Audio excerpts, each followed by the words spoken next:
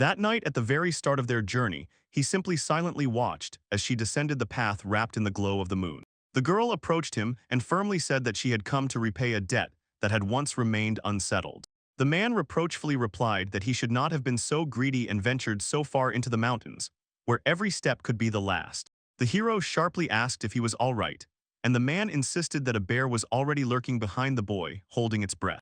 He rushed forward and jumped over the attacker, slipping out from under the claws at the last moment and avoiding the trap. The man saw the boy nearby with relief, looked around joyfully and asked who he was. The hero calmly replied that that was exactly what he thought. The bear was wounded, and the stranger clarified thanks to the hero it was only a scratch. The bear suffered internal injuries and rib fractures in the lung area, so it was literally thrown into the mud. The man asked in surprise what it would do now, and the stranger called the bear a servant of the demon lord and an enemy of all humanity.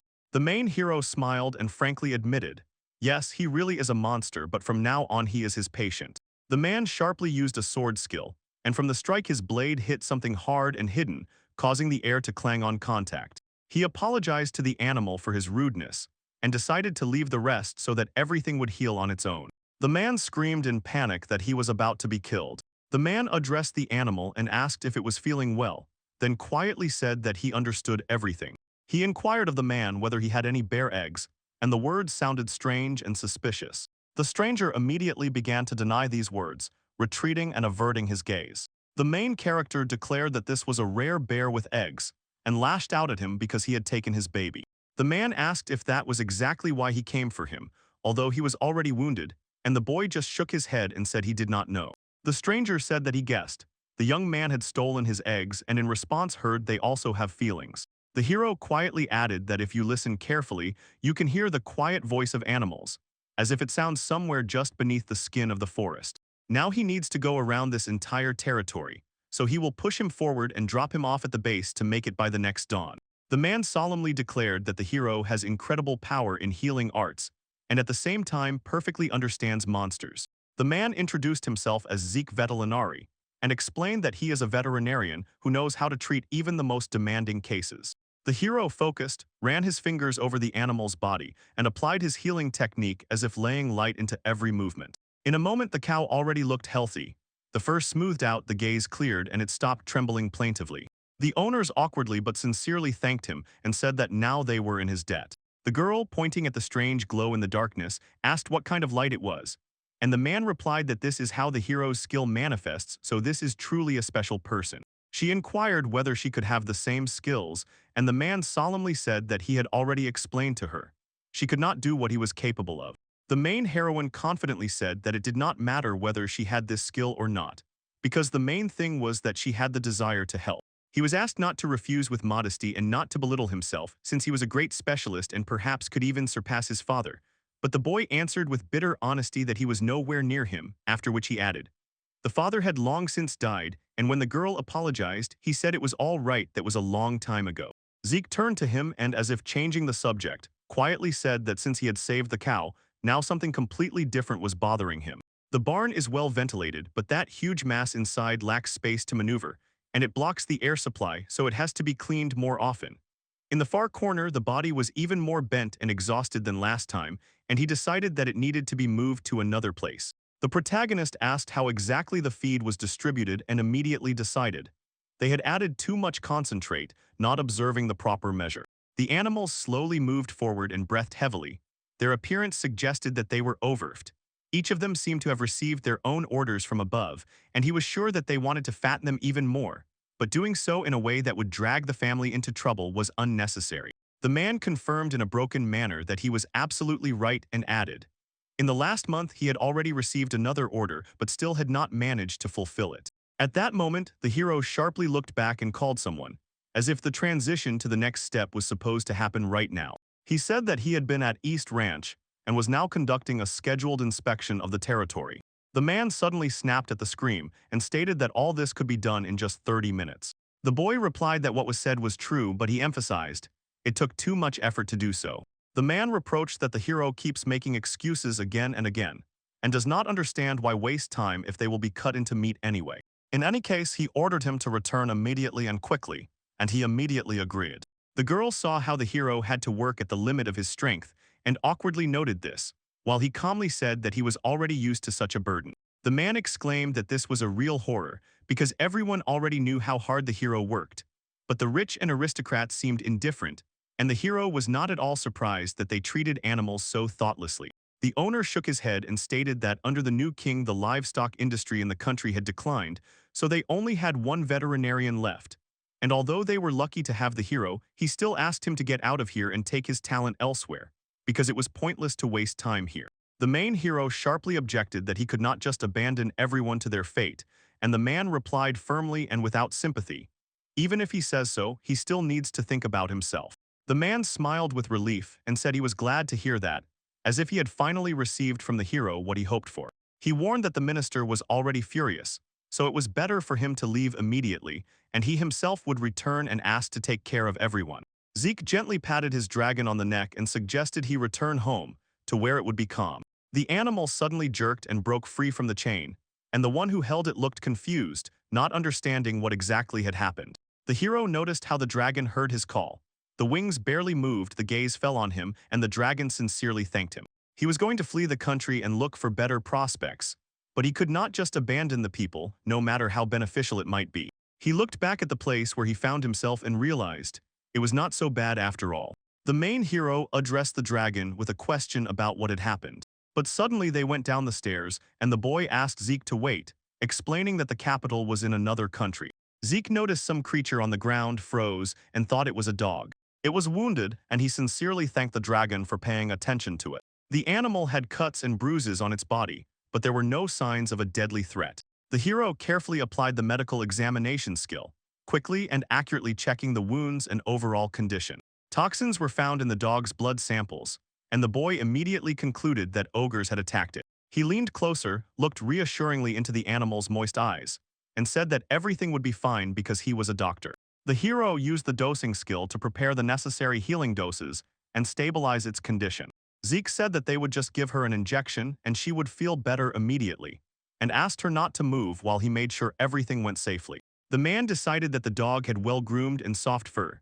She did not look wild, so he was surprised when he saw her in such a place. When the ogres appeared, the boy immediately understood that they were hunting the dog, not just accidentally nearby.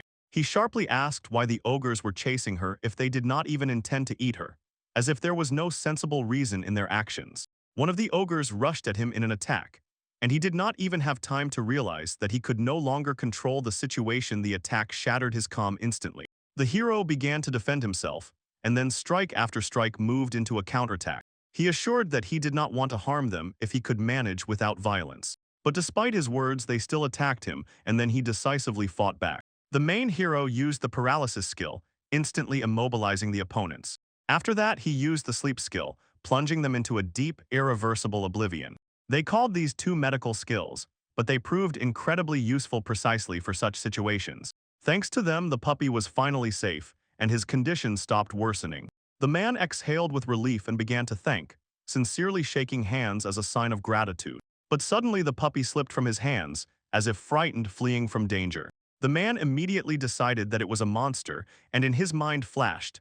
The puppy supposedly was trying to say something important. He told her that he was already getting better, and decided to discard all minor details, so he asked his dragon to return home. The king solemnly announced to him that he was dismissed. The man froze in surprise, not believing his own ears. After that, he sharply began to demand explanations as to why this happened, and on what grounds he was suspended. The king replied that the prime minister reported he had incurred colossal expenses, which far exceeded even what was needed for his own needs. The man confidently said that everything was exactly as he had promised earlier. On farms, animals are given nothing more than what they are raised for and then eaten. So those who invest money only in medical care for such creatures do harm and bring no benefit. The prime minister stated that the hero justifies his actions with health and ecology, and if the animals die, a few offspring will be enough. He added that it is worth depriving them of this, and they will themselves reduce unnecessary expenses. The king addressed the boy and asked if he had anything to say in response. The hero humbly apologized if that was indeed the case. He explained that firstly, animal husbandry is not as simple as the minister claims. Without proper management, productivity will not be stable, and mistakes will quickly turn into failure due to the spread of diseases. He added that he himself is responsible for managing the combat monster units used by the National Army. So special methods are needed to tame the ferocity of the Hexen bestiaries and prevent human casualties and irreversible material losses for the country. The king said that perhaps he had not yet realized this, but a useful magical tool was recently invented. The minister clarified that it is a training tool. You just need to put it on, and you will be able to make domestic animals and magical beasts obey your will. That man fiercely declared that their attitude towards animals as objects starts with that very object. And if they continue to disregard the feelings and dignity of beings, one day a catastrophe is inevitable. The prime minister gave a crooked smile and began to mock the main hero humiliatingly in front of everyone. The king firmly dismissed the boy's words as foolish, declaring that he deserved punishment for all the damage he caused to the country, as well as for his numerous false claims about competence, while at the same time acknowledging his work and promising leniency that he truly deserves. The king ordered the guards to deport the main hero, and a cold sense of doom immediately filled the air. The boy thought he had done everything to replace his father, but the world went mad as soon as the new king ascended the throne. The dragon gently touched the boy with its wing, trying to calm him, and he immediately noticed how sincerely the creature was trying. The dragon shook his head, emphasizing, "Animals cannot simply be thrown away because they have feelings and hearts, and they always support friends in the hardest moments." The hero sharply raised his chin and declared that victory would be his without doubts and without others' words. He exhaled, looking into the distance, and said that all this looks incredibly beautiful, as if a moment had frozen for viewing. The girl blushed from pain and burst into a confession. She misses him and believes that he owes her now and immediately.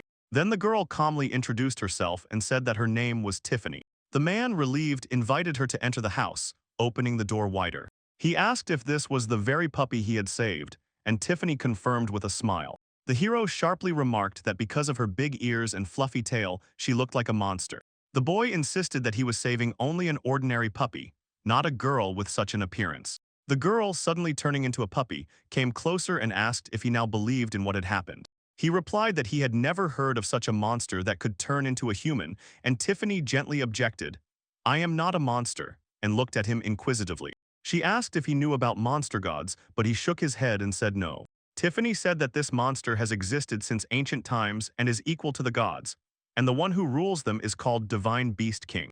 And she added that she is the daughter of the king of the Divine Beast and came to invite him to a meeting.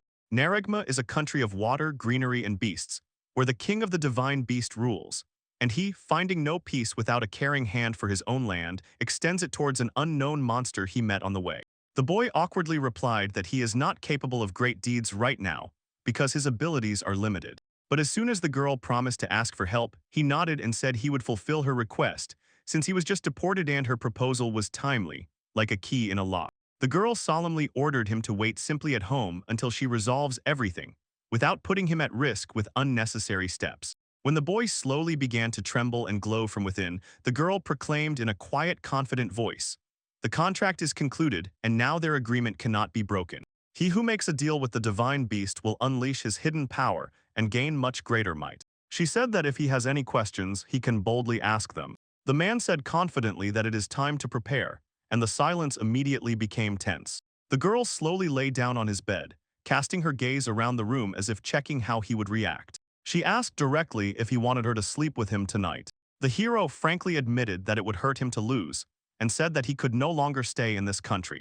The man tried to calm them down, saying that everything would be fine, but reminded the boy to take care of himself. The hero quietly noted that the boy had good comrades, so there was almost no reason to worry. Then the hero decisively suggested starting to move forward, without stopping or looking back. He turned to the girl and asked if she had said anything, carefully watching her reaction. The protagonist said he heard another voice in the silence, but immediately forgot about it, and they set off on the road. He warned that the journey would take 5 days, a long trip, where each step seemed harder than the previous one. The girl eagerly suggested making the trip fun, joking as if the path could be sweetened with laughter. The boy asked in surprise why the dragon was still not in a bad mood, since its gaze and the air around looked strangely calm.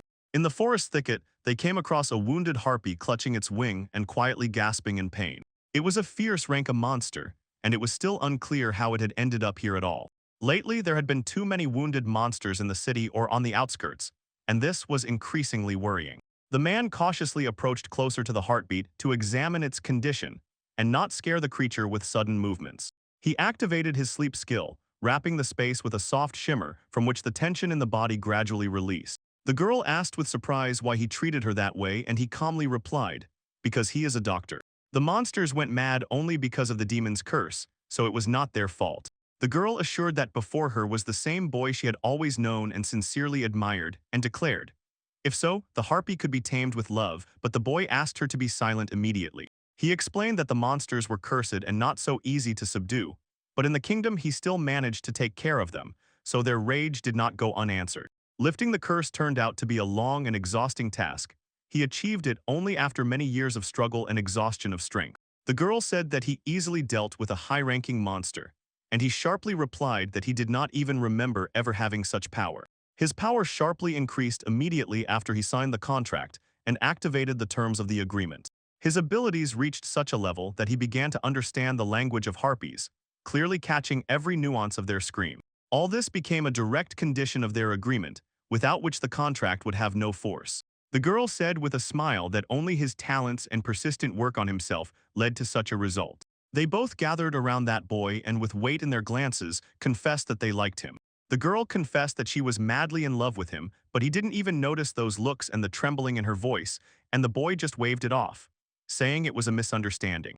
Eventually, he soberly realized she was not a person with a kind heart at all, she was a real monster, and it became obvious too late. He had no idea that one day would come when he could speak right now with a dragon without fear and trembling. They had already arrived at the place, and that boy sharply asked not to carry nonsense, because they still had a few days left to live before everything changed. The girls proudly declared that they were nimble on their feet and managed in time before events spun too fast. The gates opened, and creatures came out from the darkness that met the divine beast, which stood motionless like a guardian. Tiffany loudly announced that she had returned, and people immediately started clamoring, asking what was happening outside. The man had tried to doubt earlier, but now his chest tightened. He confidently told himself that she was a princess. The girl explained that in the outside world she was able to gather a rich harvest, and the words sounded as if full baskets and bright promises already stood behind them. She brought a human doctor, and he was focused and almost solemn, with bandaged hands and a pouch of herbs ready to touch another's pain. He introduced himself and smiled, saying that he was sincerely glad to meet you. They spoke about him as if he were a benefactor once mentioned by a divine being. The boy immediately became wary and asked if he had said something wrong, and Tiffany replied that everything was fine. They were just a little confused and had not yet gotten used to people. He recalled something he had read once. When people were driven out by beast folk, they found themselves alone in the thick forest, so now he was not surprised by their reaction. And only one of the knights, like a hint in the darkness, revealed the way to the girl. She quickly lowered her eyes and said she apologized in advance for such a reaction. And the protagonist replied that it was natural, that is how one reacts to a stranger. A little girl appeared beside them. She smiled and declared that she had tasty apples, then offered one as a treat. The princess leaned closer and asked if she could have some, and the boy enthusiastically replied that it looked incredibly delicious. The girl confidently said they had plenty of them, and the shop was over there, and at that moment, a man shouted to the protagonist to run as fast as he could. The main character, trembling from haste, apologized and used a sleepy skill, as if solving the problem with a quiet trap in one move. He asked Typhus if she was okay, and the girl thanked him with grateful relief. The servants awkwardly began to ask if the princess was not injured. She replied that she felt fine, and the knight reproachfully asked why he had tried to crush the divine beast. He ordered to deliver the hero to the castle, warning that both he and his horse must prepare for the highest punishment. The main hero noticed how the horse's hoof stretched and flared with burning fire. He asked if his hooves were regularly trimmed, because walking on cobblestones in such a state is like stepping barefoot on shards of glass. The dude used a creation skill, as if unfolding possibilities right on the spot with a single movement. He said that if he is helped once, he will be fine all the way home, so just take good care of the horse. The protagonist assured that it was not intentional, asked to restrain anger and move to mercy, and the girl replied that she was sure he would not allow such a thing to happen again. The girl said that he shouldn't have jumped out so abruptly, and lowered her gaze apologetically to him. Everyone around began sincerely thanking the main hero for the rescue. The boy said he did not know how to thank enough for the knight saving both his horse and himself, and the knight admitted that he was still in shock but still felt relief because the situation was resolved. The girl said that she was pleased to hear how they approved of Zik. Tiffany quietly hoped that after this they could get to know each other better and become friends. The girl explained that he was an important guest, so she asked to behave politely and respectfully towards him. She explained that she left one of the guest rooms empty, so he should not be embarrassed or afraid of unnecessary things. The maid said with a smile that if he suddenly desires something or needs help, he can turn to her at any moment. The man started an argument with the dragon about the fact that Tiffany, although she was a princess, became something truly captivating, and his words sounded like a challenge. He admitted that the events caught him by surprise. Suddenly everything became too serious, and he was afraid of what the rest of the princess's family would think if she approved his intention. The hero sighed gloomily and said that he is terribly good at almost everything except medicine, so this is exactly what keeps him afloat. The dragon solemnly declared that the main hero is experienced and caring, so wherever he appears he will find friendly eyes everywhere, and the heroine herself did not like that dog but admitted, the dragon sees the same as she does. The boy replied that he is pleased to hear such words, and that he sincerely rejoices at the opportunity to talk to her and finally be understood. Their closeness was called interracial friendship, and he once again emphasized that he is happy that it was she who was once by his side. Suddenly the hero heard sharp cries for help that tore the silence, making him involuntarily tense and move toward the sound. He used the detection skill. A sharp tracking flash enveloped the space, and the outlines of danger quickly appeared where the cries faded. In the darkness 2 rooms away, 2 men climbed out the window and pulled a large bag after them. The man sharply asked if they were kidnappers, and in response heard their cautious counter-question. She asked in surprise who he was, since they had entered as stealthily as possible, relying on their stealth skill. The hero calmly replied that he found them thanks to his own tracking skill, which does not fail even in the shadows. The bandits gasped in confusion at his extraordinarily strong mastery, and the man assured them that it was just a medical skill. They realized that it was their own bone, eaten and left by the monster. The main hero said, "To invite a girl on a date, you need to choose softer and less harsh words, otherwise you will just scare her." The bandit suddenly rushed at the hero, but he instantly used the paralysis skill, paralyzing the attacker. The man cut in that there was nothing to explain to the bandit, and sternly asked to release the girl, and they would have the rest of the conversation later. He immediately asked if the girl was not injured and if she had not gotten worse. The main hero stood in front of the kidnapper and firmly declared that now he would look him straight in the face. He explained that he had high mastery, but it was available only to a very limited circle of users and definitely not for some petty thief. The man asked the girl again if she was okay, and when she thanked him and called him by name, he asked how she knew his name. The girl answered calmly and confidently that she was his employer. She solemnly declared herself the divine queen of beasts and sincerely thanked him for saving her life. The girl told him that he was accepted, and her voice rang with relieved joy. She introduced herself and solemnly stated that her name was Sophia, and that she was the divine queen of beasts. Guy responded in kind, gave his name, and immediately apologized for being too rude. Sophia smiled and said that he did not need to speak so formally, as if they had long been on the same wavelength. The girl lowered her voice and said that they were almost friends, so there should be no unnecessary formality between them. The queen said that she had something to talk about, but this time she would be concise, and asked him to serve her country to become the chief physician at the court. He was genuinely surprised at the high position offered to him. The chief physician, head of the medical service, had just arrived to them but was already standing before the court with a composed and focused look. The servant asked the gentleman to wait, as the queen was still in an audience. The stranger entered, bowed, and apologized, acknowledging that he had interrupted the queen. He was the best among the doctors and held the position of chief physician at the court, keeping responsibility in his own hands. He clearly stated that as the current chief physician at the court, he cannot simply ignore what happened, even if the princess's opinion demands it.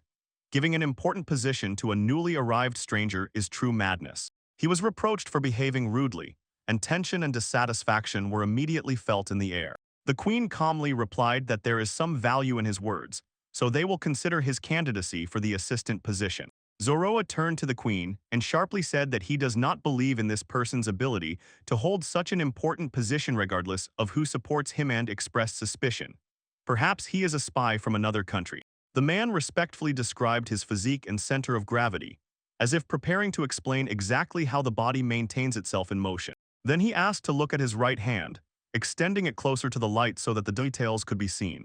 The man did not understand why he needed to show this, but the boy replied that the hand was injured and clearly wanted to see the wound with his own eyes. The man sharply waved it off and declared that he is the chief physician, so he will handle the treatment himself without anyone's instructions. Guy said that this is exactly the same cut he made yesterday to a bandit with a scalpel. And in the darkness of the night, he still clearly remembered how the tissues cracked under the blade. The knights began to inquire about which bandits he was talking about, and the queen replied that she remained silent to avoid confusion and said, she said that last night there was a bandit in her bedroom. She was truly in danger, but the main hero saved her, and the night fear turned into salvation. The knights asked the boy if they had abandoned Zoro. The man replied that the same scar proves nothing. He said that is exactly why he wanted to know. He used check skill, so he asked the man to take some of his blood, since the blood on the scalpel could match his. The knight stopped his intention to check someone else's blood with surprise. The hero confidently replied that when it comes to villains, no formalities are needed. The girl proudly said she was proud of him, and he meanwhile came to the castle and immediately exposed the villains. It is necessary to apologize to the queen, admitting one's own guilt before Her Majesty. The main characters saw forensic doctors from all over the country. There were many of them, and each carefully examined the evidence and gave their testimony. They were responsible both for medical assistance to people and for daily care of the livestock in the yard. The man approached the hero, declared that he must lead them, and asked him to introduce himself. The hero introduced himself and explained that he was the new chief doctor of the court, so now he would be responsible for treatment and supervision. He said that perhaps some did not approve that he was a foreigner, but he would still sincerely try to integrate into the team and work together. If they had any problems, the hero asked to inform him immediately, and then promised to do everything to help and resolve the issue. He decided that this pitiful friendliness required a more clever invention, but yesterday he had no time to come up with anything better. Everyone around joyfully greeted him, showering him with exclamations and smiles, so he felt uncomfortable and even a little confused. He was sincerely impressed by their hospitality, about which rumors had already whispered to him as if it really was part of his glorious exploits. In the city, everyone knows how he saved the princess and the divine queen of beasts, and now people looked at him as if he was the one who returned peace to them. The predecessor was the same, his previous story and reputation followed him, as if hospitality here began not today, but from a familiar past. The heroes asked him not to worry about anything and promised to do everything possible to support him in this difficult moment. The man had already started speaking, but he was abruptly cut off by a guest who entered the door and brought with him a sense of inevitable trouble, as if a continuous wave of threats was already covering the building. A whole pack of demonic monsters was rushing straight at them, and the ground rumbled dully under their steps. A huge crowd of dragons rose into the air outside, covering the sky with their shadows and fiery flashes. The hero stopped amid the chaos and asked them directly why they had come. They heard that he had left, so they immediately began searching for him, and the dragon said dully that it would not work without its brother. The boy froze with surprise that these creatures could also speak and instantly realized his ability was developing. In his native lands, he carefully tended to these dragons, restoring their strength with daily care. He asked to take them under his wing and explained that these were wonderful flying dragons for riding, so he was sure they would be useful for air travel.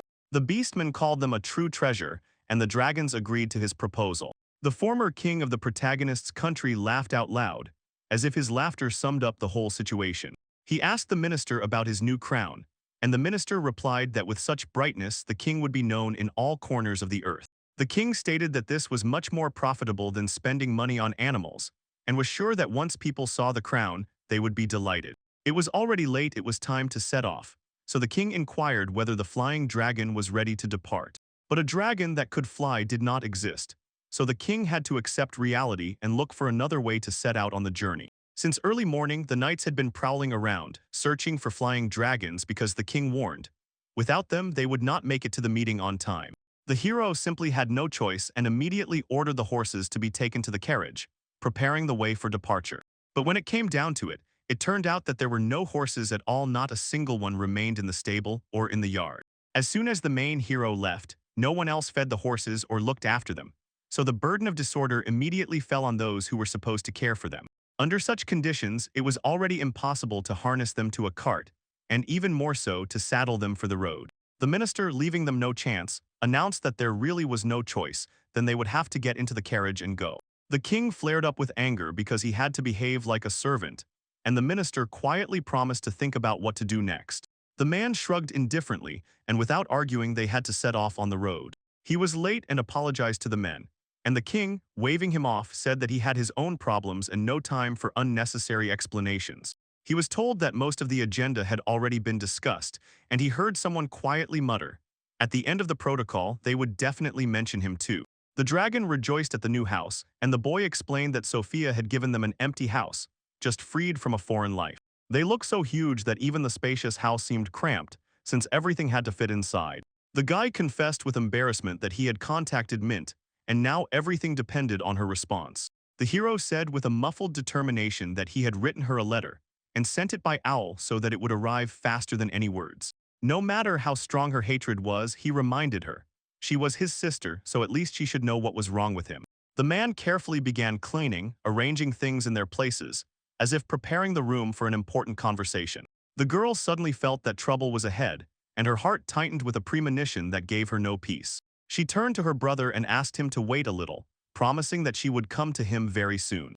The king burst out shouting, declaring that he had been so humiliated that he had lost face, and blamed the main character entirely until the minister asked him to calm down. The king also reproached the ministers for not making a worthy proposal, and with every word, the tension in his voice thickened. He was told, the girl insisted on a meeting, and the minister immediately explained she was a genius who had been hired as a court magician. She was only 15, yet she had already graduated with honors from the Academy of Magic. Such talent appears once in a century. It was strange to see such a famous figure decide to participate in an open competition, as if she needed not rumors but a chance to prove herself again. The king stated that it was all because of popularity. Supposedly, now other countries would definitely pay attention to his state if its name was heard throughout the arena. The king said that the girl approached him almost before the official appointment, and he remembered it pleasantly. In response, she coldly asked now he would have to do it himself. The prime minister asked what exactly she meant, demanding a clear answer. The girl sharply told him not to dare touch that, because only her brother had the right to do so. She explained that the boy who was expelled from the country was actually called the one who took care of the animals. The girl only wanted to work in the same place as her brother. If he wasn't there, then she had no reason to be there either. The king announced that for the prestige of his country they needed help, otherwise they would not be able to save face before others. The girl ran up to her brother again, whispered that they would see each other very soon, and immediately noticed an invisible barrier in front of her. She reached out her hand to the obstacle and asked the knight to let her through the barrier, because she desperately needed to be close. The girl spoke with incredible sorrow in her voice, saying that she really wanted to see her brother. She struck with an absolute zero. Mage frost instantly spread through the air with icy cracks, but the main character managed to stop the attack by intercepting her movement. The girl sighed and said that she missed him very much, and he asked in surprise what she was doing here since she was still studying. The girl declared that she had already finished school, and proudly added that she had just been released from work as a judicial mage. The protagonist asked why she made this decision, since he had gone through the whole path only to win a prestigious job for her. She calmly replied that she only needed him unconditionally and without any alternatives. The hero cautiously asked whether her character had really changed, or if it was just a new mask after all the events. The dragon explained that her character took on a different appearance when she became mature enough. Before, it only contained childlike innocence. The hero said that, in his opinion, she hates him, and the girl apologized for not telling him this earlier. When he left the country, the girl suddenly realized, if she is not honest, she might not be understood for the rest of her life. The boy confessed that he also loves her, and the girl could not contain her joy at such words. The dragoness declared that that boy is in love with her, and the sister replied that the main hero is in love with her. The man solemnly said that he still has to go home, and apologized for bothering him. He asked his sister if she wanted to visit him, and she replied that in this country she would be his guest. The hero said with relief that he was glad Sophia agreed and turned to the girl. She absolutely does not have to live in his house. She noted that the brother and sister live under one roof, and there is nothing strange about that, but he objected that now she is an independent person. Suddenly, the magical light went out, and the girl decided that the magic was over. Those standing in front were not monsters. The sister said that this is a skill of shadow puppets, which are not affected by physical attacks, sleep, or paralysis, so he took a decisive step and used another method that worked. In response to the accusation of what he had done, the shadow puppet suddenly appeared invulnerable to blows and magic. The main hero calmly explained that he simply sewed it with sewing threads, firmly fastening the tear in the very shadow. The stranger claimed that he could create an infinite number of shadow puppets, fill the entire room with them, and destroy them all at once. To stop the advance, the hero used paralysis and the enemy froze, unable to move. The man asked in surprise how the hero recognized him, since his telepathic language was masterfully disguised. The hero firmly said, if he is already hiding in a puppet, then he must also hide his own heartbeat so that no one hears its beating. The man was focused on gathering evidence, trying to understand who exactly did it, and the girl calmly replied, he will confess very soon. She activated her brainwashing skill, and from the quiet words and the impressive pressure in his head, he began to lose the right to his own will. Now he was her obedient servant.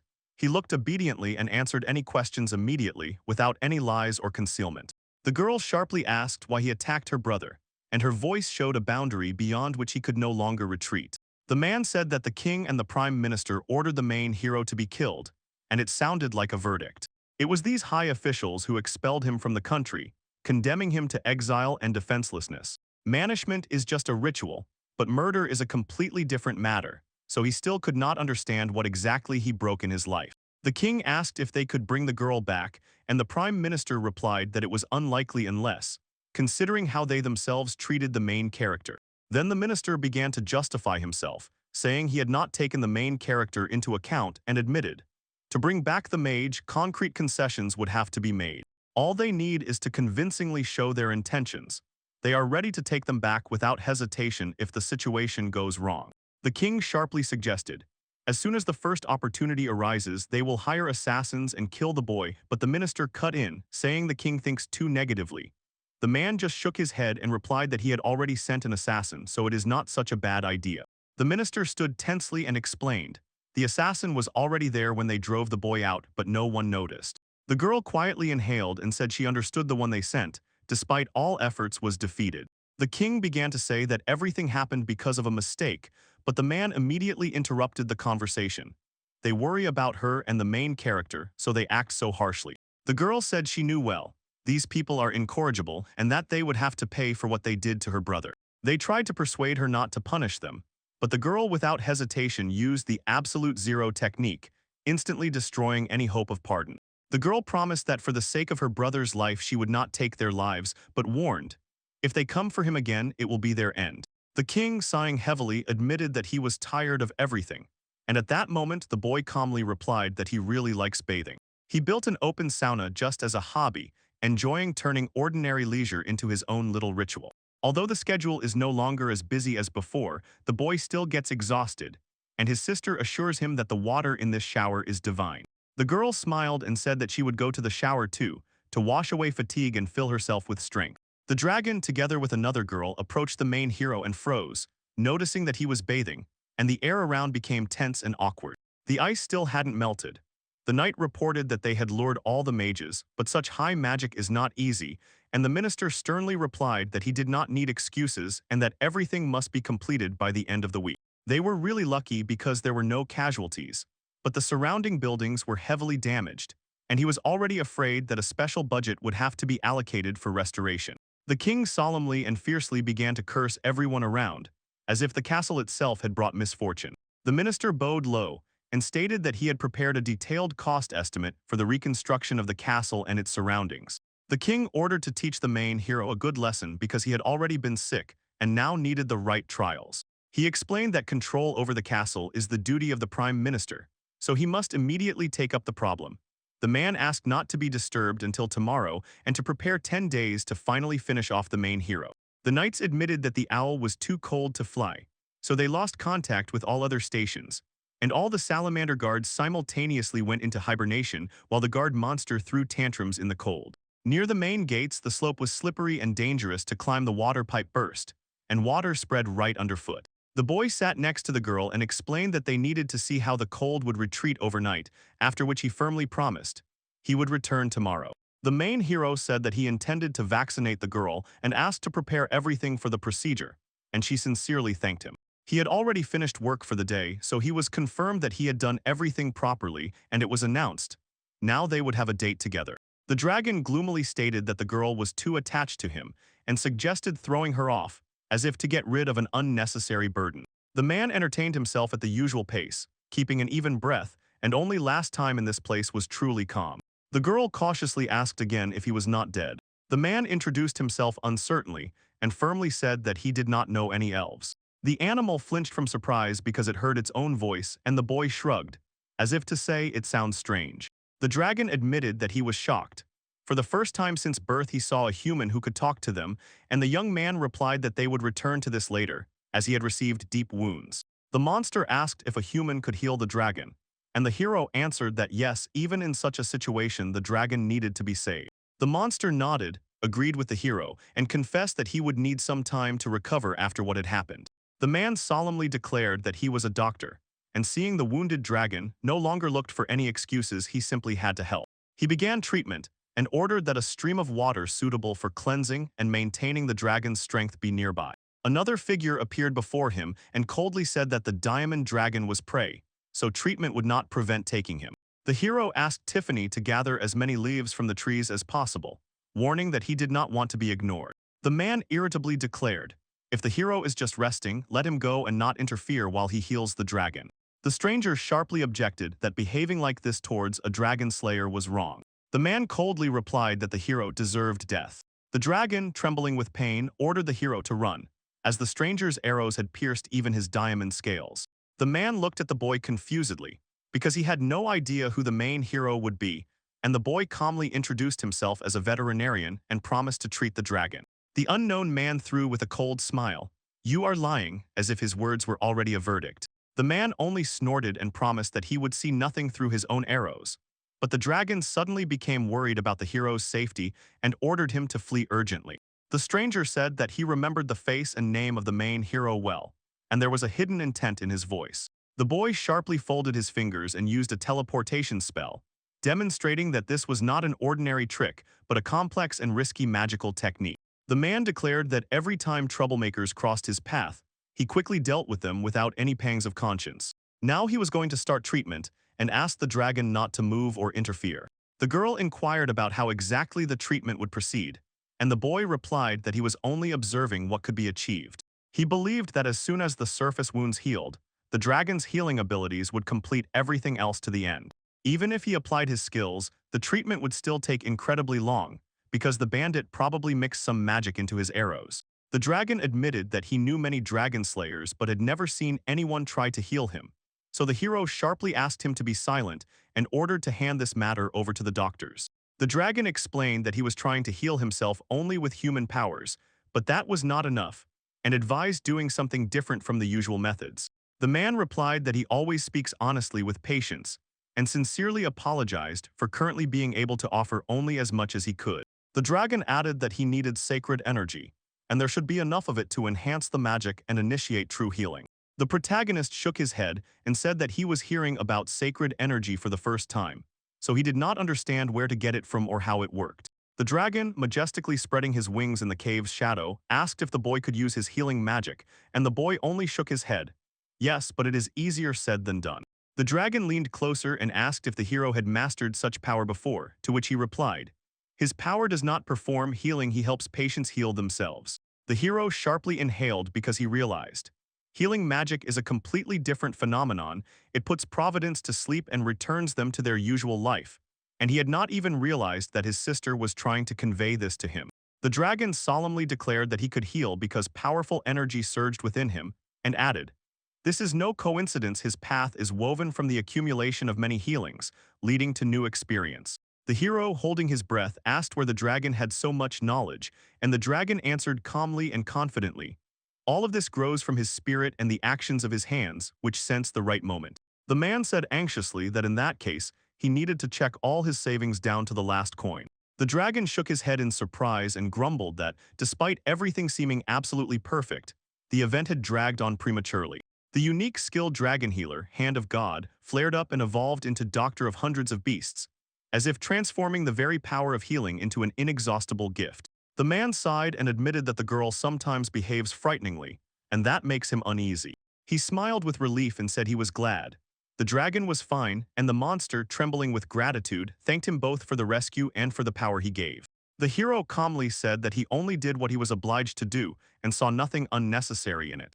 The man admitted that he did not know how everything ended next. He only remembered how the elf broke away and immediately fled, while he meanwhile began to heal the diamond dragon. The girl warned, This country is dangerous not only for Tiffany, so they will have to cover their allies with ice. But the boy objected that she misunderstood everything and did not even remember the girl with horns. The dragon took on human form thanks to his evolutionary power, and because of this, his figure seemed to rebuild right before their eyes. The boy lowered his voice and replied that the girl babbles about something like that, so he will not allow her to invent unnecessary things. The evolution of a monster is a process when a creature, hunting other strong monsters, gradually moves to a higher level of development. As he knew, his own dragon never devoured monsters. The girl explained that monsters like them suck energy through food more precisely. They devour the magical power of the victim, so as soon as a large portion of magic enters the body, natural evolution can start. Thus, the boy's magical power became the key that activated evolution. The hero asked where he got such magical power, and the girl replied that it was the result of a contract with Tiffany. By making a deal with the divine beast, he receives divine energy, and even yesterday's encounter with the dragon further accelerated it inside him. The clan can consider the power of the monsters under its control as its own, so by absorbing the might of the god and the power of the dragon, the boy undergoes existential evolution, and naturally, those nearby will also experience changes. In simple terms, he became the strongest user of healing magic, the pinnacle of those who received the power of God. Healing magic is a miraculous power that heals everything in the world, people, animals, and even magical monsters. He is confident that this is the inevitable consequence of his encounters, so now he will use this power at his own discretion. The girl smiled through her semi-human form and said that she could take on a human appearance, but her brain still remains lizard-like, which is why, in her opinion, the body is much more suitable for this. A quarrel broke out between the girls in the room, and the young man, anxiously spreading his hands, asked them to calm down immediately before the argument turned into a fight. The queen, savoring the situation, declared that watching all this was extremely fun, and the protagonist calmly and firmly replied that Tiffus is not acting strangely, he is simply doing his job. The girl leaned forward and explained that the divine beasts have a spiritual connection with the sky, and her own connection is especially strong, so the gods were supposedly destined to pass through her. Soon it became clear that every word Tiffany said was not a metaphor, but a direct warning. Behind every phrase was a real action already approaching. After so much information, he was no longer sure if he understood everything correctly, but still wanted to live as before. The girl rushed into his room and warmly wished him good morning, shining with joy that he had woken up. You wanted to immediately gather the troops and attack the land. The man stubbornly said that, from his point of view, the beastmen were not guilty of anything. The one who had already been defeated painfully accepted the humiliation and decided to destroy them completely. Elkis shouted to the others to come out, then declared that he would wipe out their country, calling the inhabitants bad people. One of the country's inhabitants asked the elf what he was doing here if they really had come only to look at the village's sights. And at that moment, the elder elf laughed at his words. At that moment, Elkis drew his sword and cut off the interlocutor's head, after which he burst into loud laughter, boasting that these were a bunch of losers and that he would supposedly destroy their country completely in less than half a day.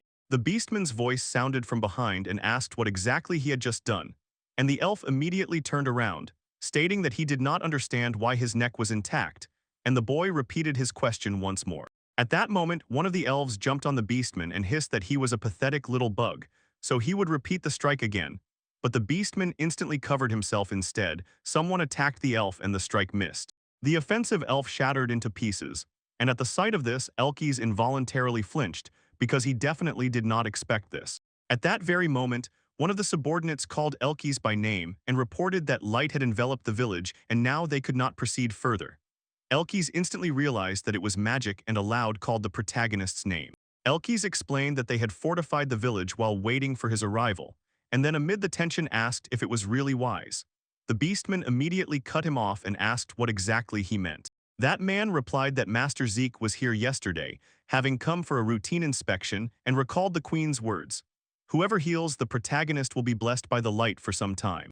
The elves began to object, saying that they could not break through the barrier network and were forced to retreat. But Elkis interrupted them and declared that the dragon-slaying hero does not give up so easily, after which he summoned the demon Baphomet. The man solemnly declared that they would carve a path for themselves and would use an SS-rank demonic creature to destroy the devil's barrier and everything in its way. And as soon as he said that, something sharply distracted him, and his eyes instantly widened in shock. Elkis, filled with rage, immediately rushed forward, and his subordinates were out of breath and called him by name, but he did not even look back. The man only said hoarsely that this villain was much stronger than he had imagined. The man said they would have to retreat and come up with a plan, but at that very moment he was suddenly overcome by a cough. And Elkis asked in surprise what was happening. Then a monster appeared before him, which politely greeted him and called him long-eared. Elkis grimaced, muttered that it was a lizard he had not finished off that day, and sharply asked if he was really looking for a fight, to which the monster replied with cold confidence that he had accurately understood his intentions after becoming acquainted with Zeke's power. The man got the impression that his interlocutor had received a favor from that scoundrel, so he suggested organizing a rematch, and the other agreed without hesitation and confirmed. Everything was exactly so. Elkis swung his hand and promised to crush him into a pancake, then summoned his magical bow, but at that very moment his own hands were cut off. The man sharply turned around and screamed as soon as he saw his hands lying on the ground, and the monster explained that it could no longer hold the bow and asked how he would pierce its scales. Elkis laughed comically, as if to say he could also twist magic with healing such wounds were trivial, after which he still got up and groaned in pain. The man was too tense and tried to use his magic to restore his hands, but nothing worked. He only fervently prayed that there was very little left to do. When he finally realized that nothing was working for him, he burst out shouting, asking why the magic was not working, and the monster replied that healing miracles manifest only through divine power. The man explained that Elkis attacked Zeke, the messenger of God, so it was quite natural that he lost the blessing. Elkis, with tears in his eyes, burst out shouting, lamenting that he understood nothing, then asked to speak directly with him and called his interlocutor a lizard. Before the man unfolded a terrible scene. Besides this monster, he was surrounded by 4 more giant dragons, and at that moment the lizard said that in other words he had stepped on God's tail. Elkis immediately smiled arrogantly, hurriedly began to apologize, then tried to explain that he had no intention of killing Zeke and begged him for a long time. At that time, the protagonist was flipping through a newspaper that said an elf squad suffered losses due to a mysterious phenomenon, and he thought he would have to ask them to strengthen patrols, but Tiffany said he needed to rest. Zeke angrily said that he was not working, only reading reports brought by the girl who also does the work. But she confiscated the materials and ordered him to rest even without arguments, and this finally threw him off balance. The main character was talking with a friend who angrily told how he had to lose a week's salary because the secretary criticized his exercises, and from the very first day he suffered from boredom as if he could no longer endure it. Chichen laughed so hard that tears appeared in her eyes and said she never thought she would hear such words from Zeke's lips, adding that he was lucky. There was someone nearby who leads him. The main heroine declared that she was right, and he leaned back in thought and thought that he would like to have exactly such a wife. After which the girl immediately pulled out a book about how to manage a man and immersed herself in reading with maximum attention. At that time, Tiffany reported that a cave had recently been found at the border and suggested everyone go and explore it. And later, they found themselves in a dungeon in a huge labyrinth that everyone called the Common. A dungeon is a leak of magical element and a source of magical power, which, lying deep underground, forms a core, thus becoming a true dungeon. A dungeon can be imagined as a living creature. It has no body, but it has a fierce thirst to devour people, and it spawns monsters, sets traps, and weaves evil magic until it breaks out and captures the outside world. They do not know why they exist, but today travelers from all over the world still descend deep underground to destroy the threat that has already arisen. At that time, Elizabeth was fighting a monster in the darkness of the dungeon. She struck several times in a row and the beast crashed to the ground, covered in blood, and that was her last enemy. She turned to her team and sharply asked for a status report, and they replied that everything was fine except for one thing: the uncle was covering for his niece. The man brazenly declared that he was a tank, and it was his job to demonstrate himself at any cost, and the girl sharply remarked that he should not have behaved that way. The man turned to the leader, admitting that he had made a mistake disarming the trap, and heard in response from her, it was not only his fault, everything was fine with that. A little girl whispered with disgust that a disgusting atmosphere prevailed throughout the dungeon, but warned.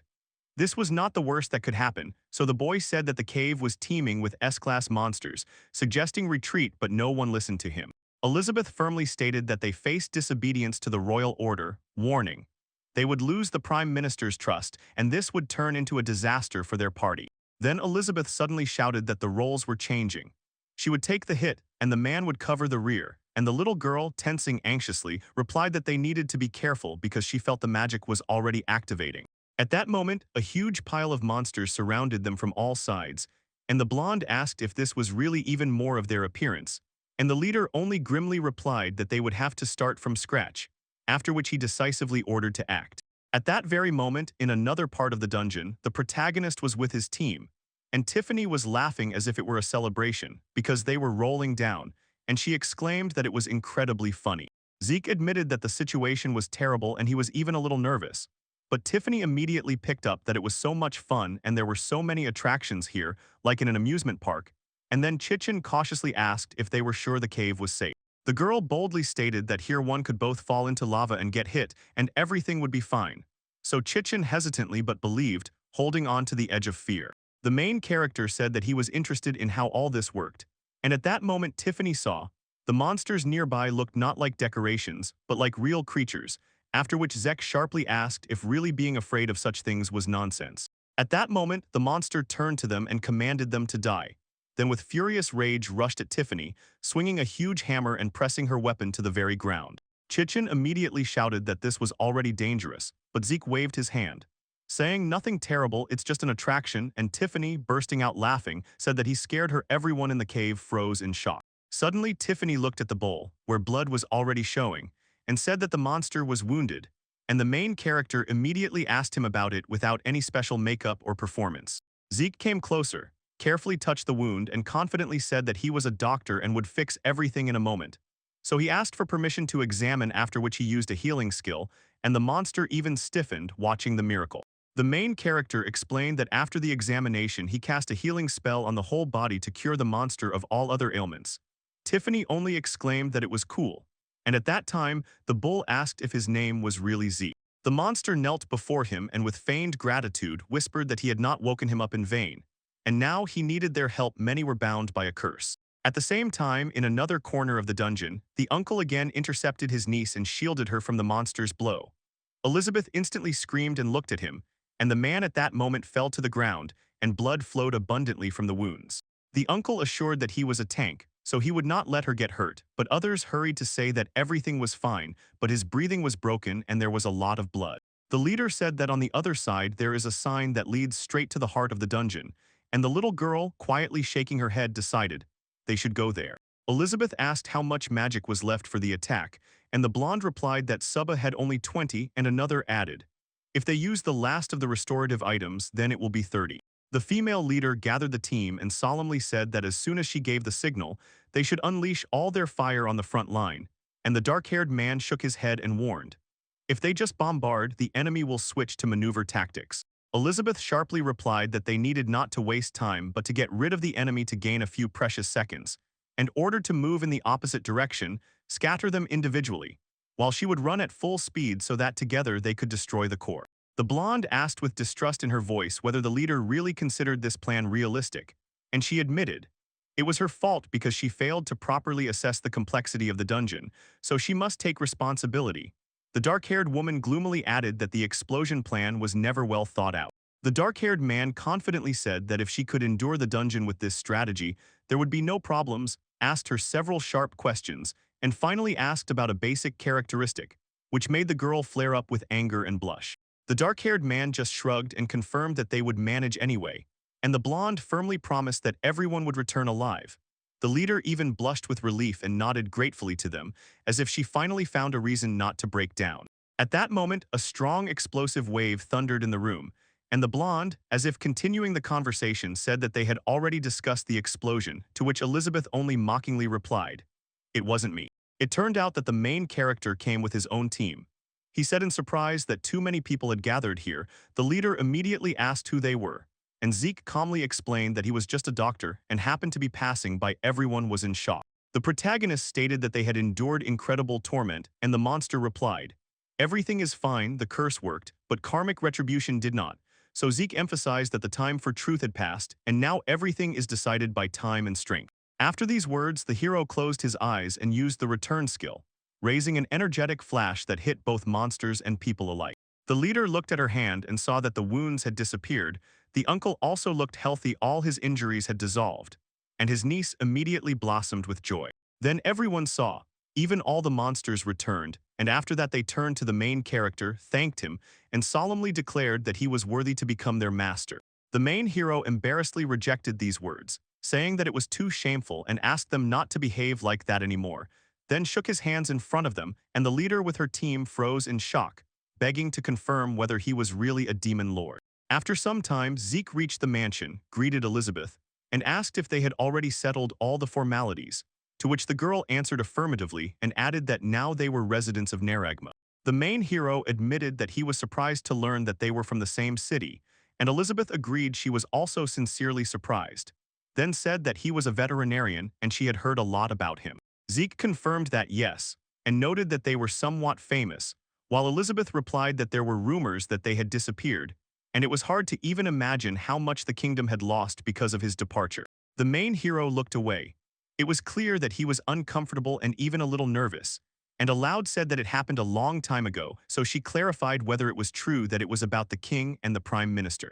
The girl replied that it was a group under the direct command of the prime minister, so they received an order from the king to go to this dungeon, although they had already passed many trials, and now it was time to reach the end. Finally, she said enough, and explained that they called themselves the main force of the country, the S-class Twilight Dragon, but in reality turned out to be the personal army of the prime minister, who this time broke into the hellish dungeon without any time to prepare.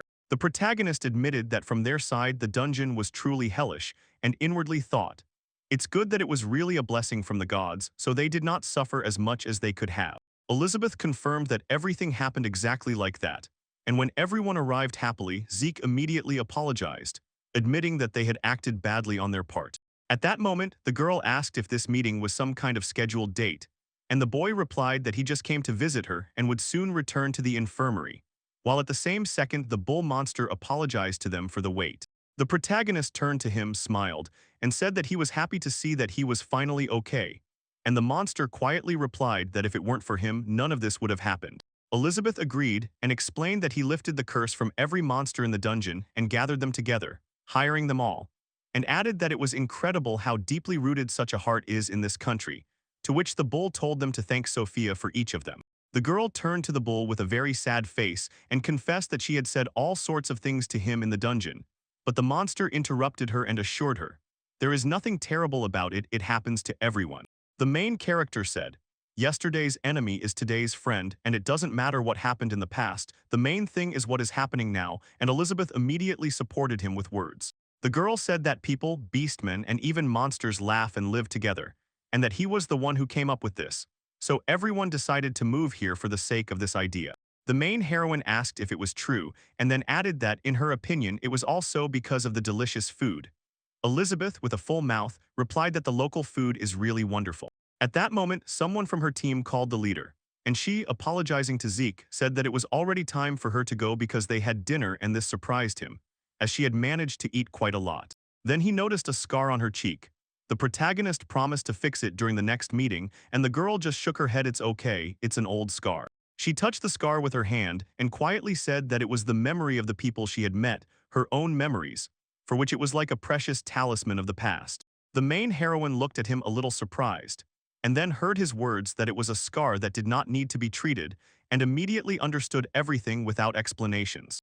Zeke asked what kind of memories they were, and the leader replied that he had asked too delicate a question and should feel ashamed. So the man hurried to apologize that he did not want to offend her, and the girl just replied that he was joking.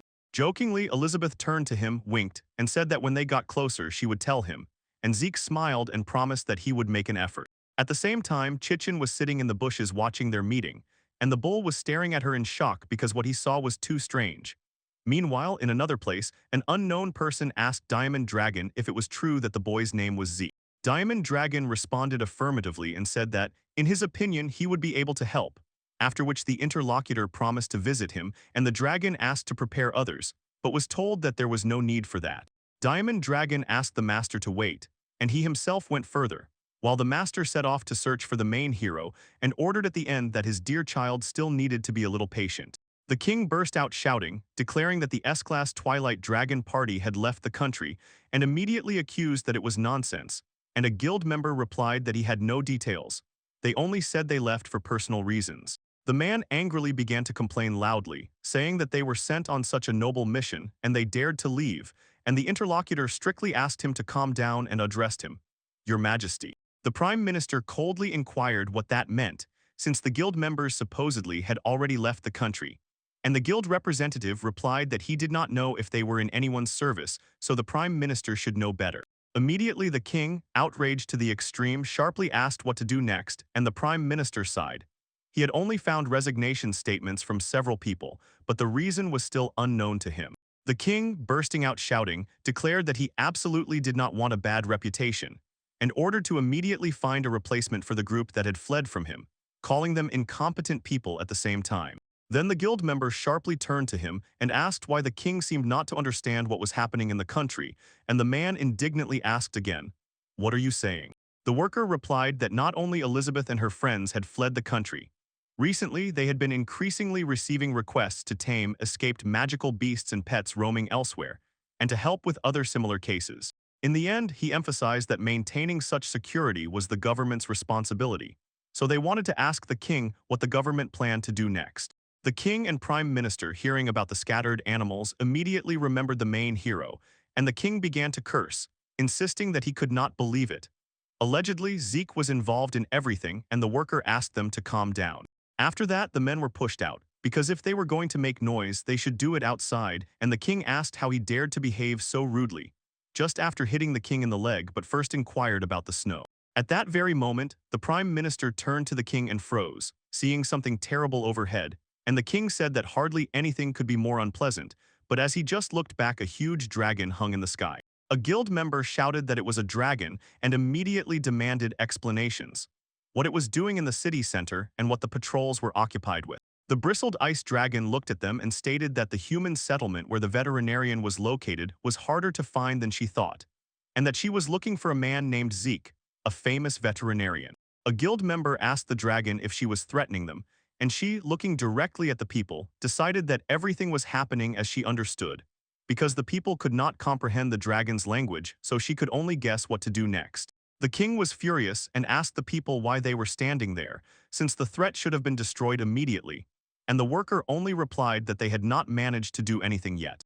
After that, the guild members grabbed the prime minister by his clothes and declared that they would collect their taxes themselves, and the king, looking at them, decided that they were useless and dangerous. When someone was finally stopped by a desperate sense of danger, he shouted about the threat.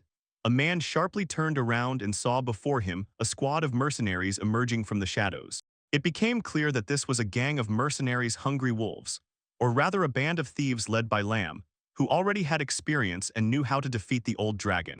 The prime minister approached the king closely and asked where he had gotten the mercenaries, and the king coldly replied that he had recruited them himself because the interlocutor was worthless. Then his subordinate warned that if he allowed these scoundrels to stay here, the castle would not be safe, and at the same time tried to recall the reward, but the king cut him off, saying that it did not concern him, it was the prime minister's business. The king smiled and turned to Lamboff and said that they had come just in time, after which he ordered the dragons to be immediately gotten rid of. The head of the mercenaries declared that this man must kneel, but the king asked again, and the young man replied that when you ask someone you should follow the rules of etiquette, and added that demanding such a thing was complete nonsense. After this, Lamboff and his team turned around and left, saying that they suddenly felt cold, so they would head to warmer lands, but the king called out and asked them to wait. Looking bored, the leader asked what the king needed from them if he couldn't even order someone to kneel. The prince first got angry, then looked around. The king fell to his knees, bowed low to the floor, and asked for help to deal with the dragon, and Lamboff immediately burst out laughing to tears. The man laughed out loud and ordered everyone to look at this wonderful king, calling him a true masterpiece. He continued kneeling, his whole body trembling with anger and shame. Lambob said that this made him laugh, then turned to his team and declared that now they would go kill monsters, and at that moment the dragon did not expect anyone to approach him. The dragon thought that the people were probably discussing something and might understand her words, but just then she was attacked, and Lambob turned to the team, asking if they would join. Otherwise, he would kill their enemy himself. Ice Dragon seemed to be in an extremely bad mood, while at the same time, the mercenaries decided to use all the charges they had left to squeeze as much reward from her as possible. All the mercenaries together rushed at the dragon, shouting at him to die, and the king immediately raised his fists in joy and announced that they had succeeded. Lambud burst out laughing and happily babbled that it was bingo. And at that very moment a barrier flared up in front of him. It was set by the main character, who shouted at everyone to stop because the guy was already recognized. The king shouted his name, and in the eyes of the ice dragon as she looked at him, a thought flashed that she had finally found Zeke. He turned to her and said he had heard about the ice dragon from Diamond Dragon. Lamup called out to Ziku not to interfere, then asked if he was on the side of the animals. Zik replied that he was on no one's side, he just couldn't leave the wounded, so people consider him a good person. The man charged into battle against the protagonist with his weapon, but the protagonist shattered it into pieces with one move, and Lambud gasped in shock, asking if he really smashed a ball made of the hardest orichalcum with his bare hand. The ice dragon sighed dully, and the main heroine immediately understood. She was in very bad condition, so they needed to set off immediately. After that, Zeke decided to use his paralysis ability, and all the mercenaries who had just tried to attack the dragon suddenly froze without movement. The main hero watched this and thought that he was really getting better not only in healing magic, but also in combat. The king looked around and asked if it was Zeke who did it, and the prime minister sharply confirmed. Then the king admitted that he did not know how strong he was. Mint shouted to her brother that she was ready, and he replied, "Good, they will take the ice dragon and move them." The sister added that they would teleport her to the kingdom of beastmen, and the dragon asked to do exactly that. The king called Zeke by name and announced that he had done a great deed by coming to help the country in its hour of need, and then added, they would forget the battle and decide to return him to where he belonged. But the main hero showed no reaction, and the king explained that he simply ignored him with words, calling him a cursed dragon lover. Meanwhile, Zeke began to examine the ice dragon, carefully listening and touching her side, and declared that the egg was stuck inside, and the dragoness was facing difficult labor. The situation was extremely dangerous. He asked why she had come to the city in such a condition, since it was quite possible that he simply would not make it to her in time. The ice dragon remained silent and said nothing, so then they explained to him that she was probably worried about him and therefore risked coming. It was Elrond the Dragon King. Zeke asked if he meant the king of the ice dragon, and Tiffany, as if worshipping, met him and solemnly called him the divine dragon king. Elrond smiled and told her that they had not seen each other for a long time, and addressed Tiffany as the princess of the divine beastmen, while Mint quietly informed Zeke that he was the supreme god of all dragons. That man smoothed his wings and smiled, confirming that all the words were true. He is the great winged Elrond, and he was sincerely glad that the human child recognized him, so Zeke asked how such a mighty king ended up here. Elrond replied that the ice dragon is his seventh wife, recalled that recently he noticed strange behavior in her, but did not know that she was carrying a child, and turning back to her, asked why she had hidden it. Mint turned to the dragoness and asked if she was really afraid of all this struggle for the throne, and she only shook her head and answered affirmatively, pressing her tail to the icy stone beneath her feet, as if confessing her fear without words. The ice dragon whispered that if she gave birth to a child before the queen, it would inevitably cause a loud scandal, so she decided to hide together with the baby. The king confirmed her words. If she gives birth, it will be his first child, and although other kings would speak sternly, he would sincerely be happy just from the sight of their child. From these thoughts, the dragoness blushed. Elrond, as if joking through tenderness, said that as punishment for leaving him even for a moment, she would enjoy his love even more than before, of course together with the child, and the ice dragon thanked him for these words. The protagonist apologized to them for interrupting their too emotional conversation, but it immediately became clear. The situation was truly serious, and the king only nodded, saying he understood. Elrond turned to Zeke and asked if he could save the ice dragon. Zeke replied that he would save her but warned, there are nuances. He admitted that he was afraid of natural childbirth. In his opinion, the only way now is to make an incision. Then Elrond asked if Zeke really considered it necessary for a man to touch the dragon's body, and he nodded affirmatively and explained that it was in the interests of the mother and child. The king smiled and gave permission, speaking as if his aura proclaimed the decision instead of him, and then asked to leave him two of the most beloved dragons, to which Zeke replied that he did not need to be told twice. After that, they laid the dragon on the ground belly up, and the protagonist began to use magic for all the necessary manipulations, taking out a scalpel and medical instruments. Alongside the team and the beastmen, they helped Ice Dragon give birth, and later the protagonist pulled the egg from her body and solemnly confirmed that everything went successfully. Tiffany said that he did it, so Elrond asked if the baby was safe, and Zeke replied that everything was fine, feeling the beating of her living pulsating wings until a crack appeared along the egg.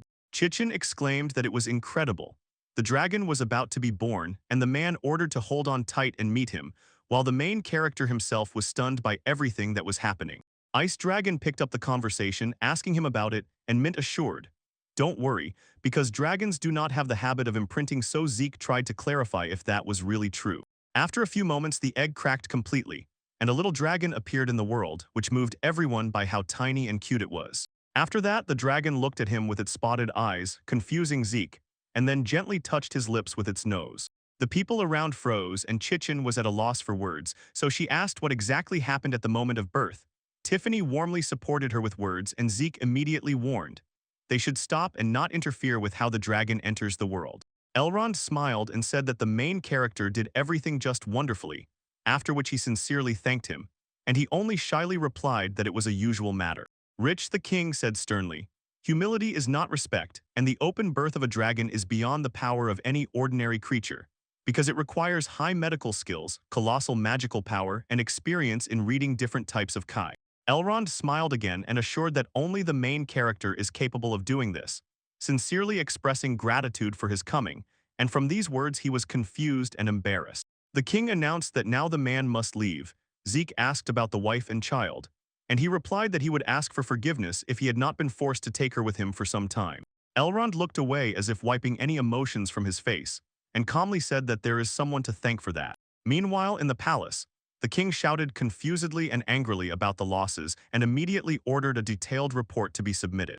The prime minister explained that accidents happened due to the cold, the crops suffered, and hinted that the cause might be the dragons, but assured, thanks to Zeke's actions, it did not escalate into a catastrophe. The man could not contain his surprise.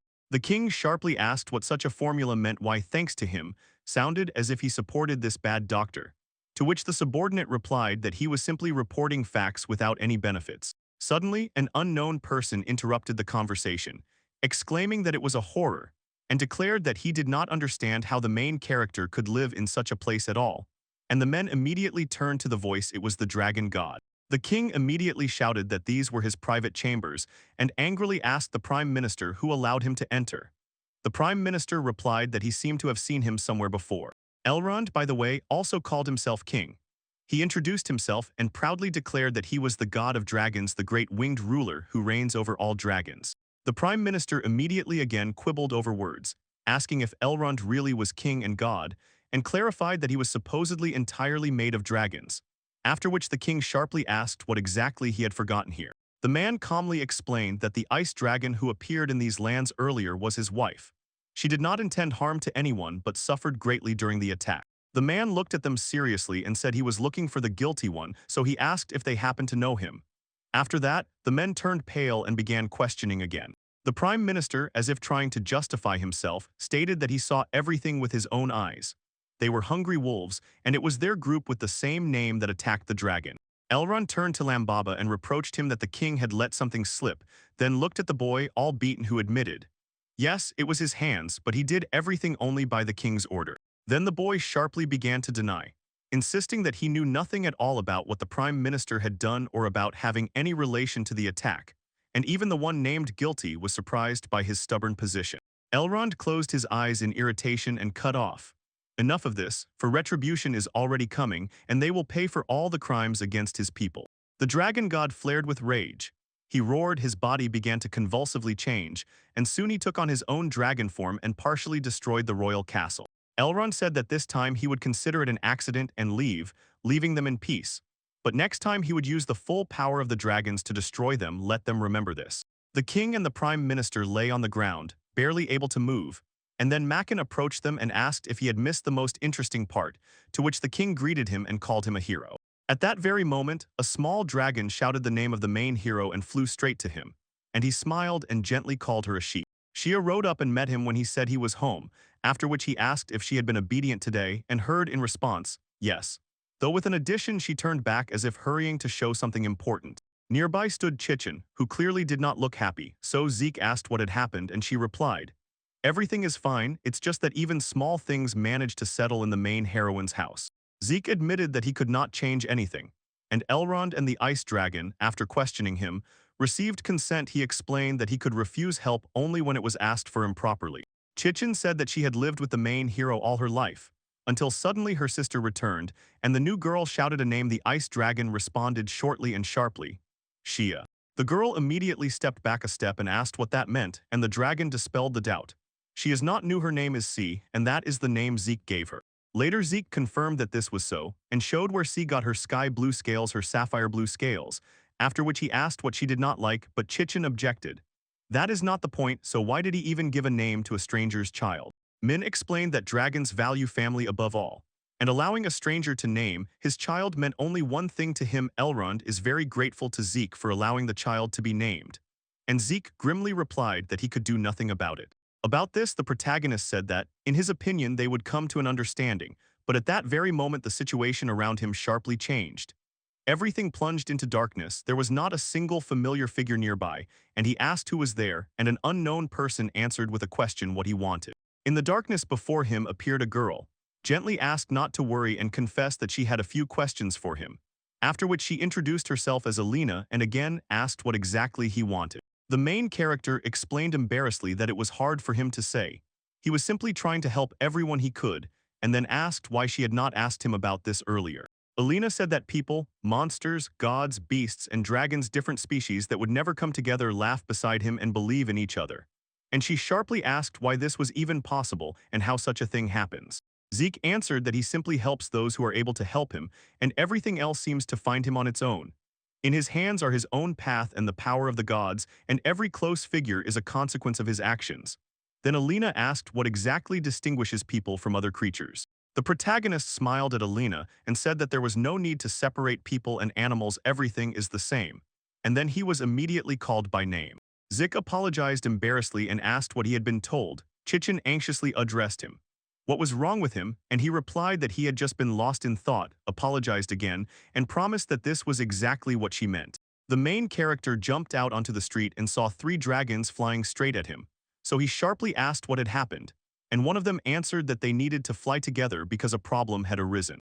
Near the western gate, the guards whispered that they had not been informed when to arrive from the border, and therefore they would have to wait for confirmation until Makin clarified what waiting for confirmation meant. The man waved it off, calling it bureaucratic obstacles, saying that in such moments one has to improvise, and after apparently not being recognized, he declared that he was the hero Makin. One of the guards decided that the kingdom of Geten Yuga could only be proud of such a poor force, and the other wondered in surprise why the hero was here at all. Meanwhile, the soldiers who came with him announced, if the hero crossed the threshold, the gate must be opened. Makin approached the guard from his team, sharply deciding to put an end to all obstacles, and attacked with a question about what exactly he thought he was doing and what he was essentially carrying in this situation.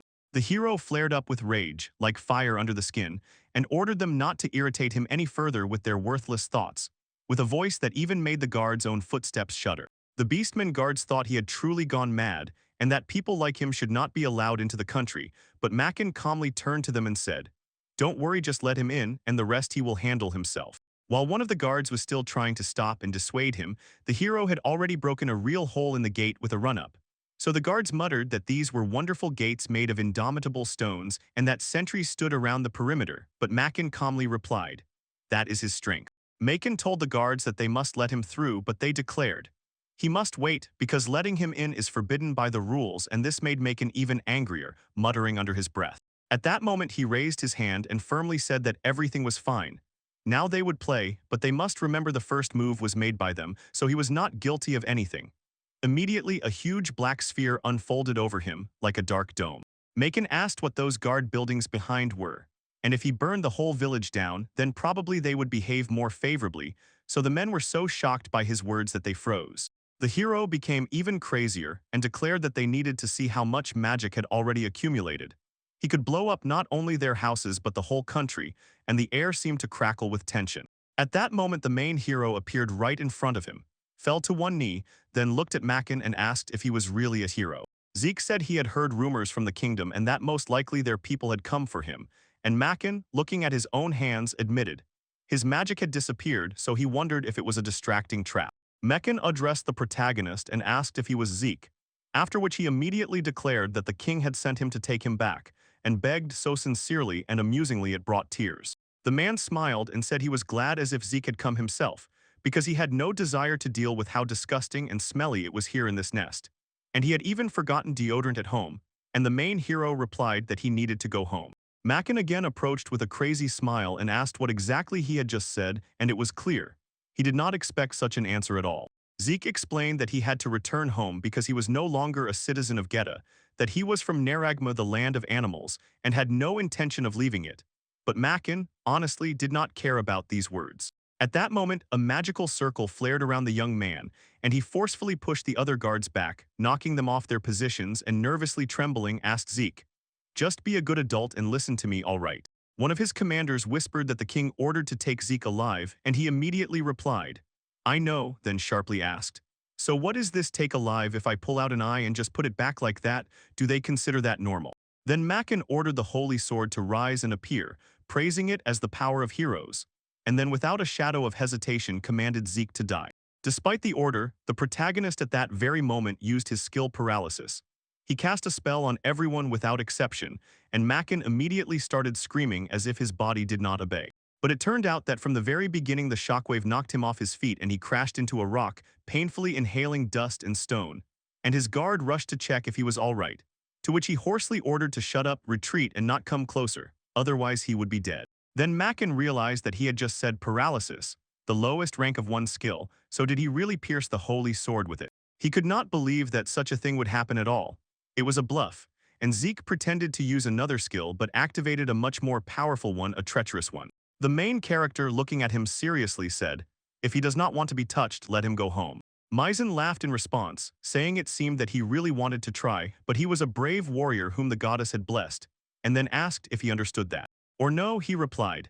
He could block all magic used by ordinary people, because as long as his barrier stood, no attribute magic would work.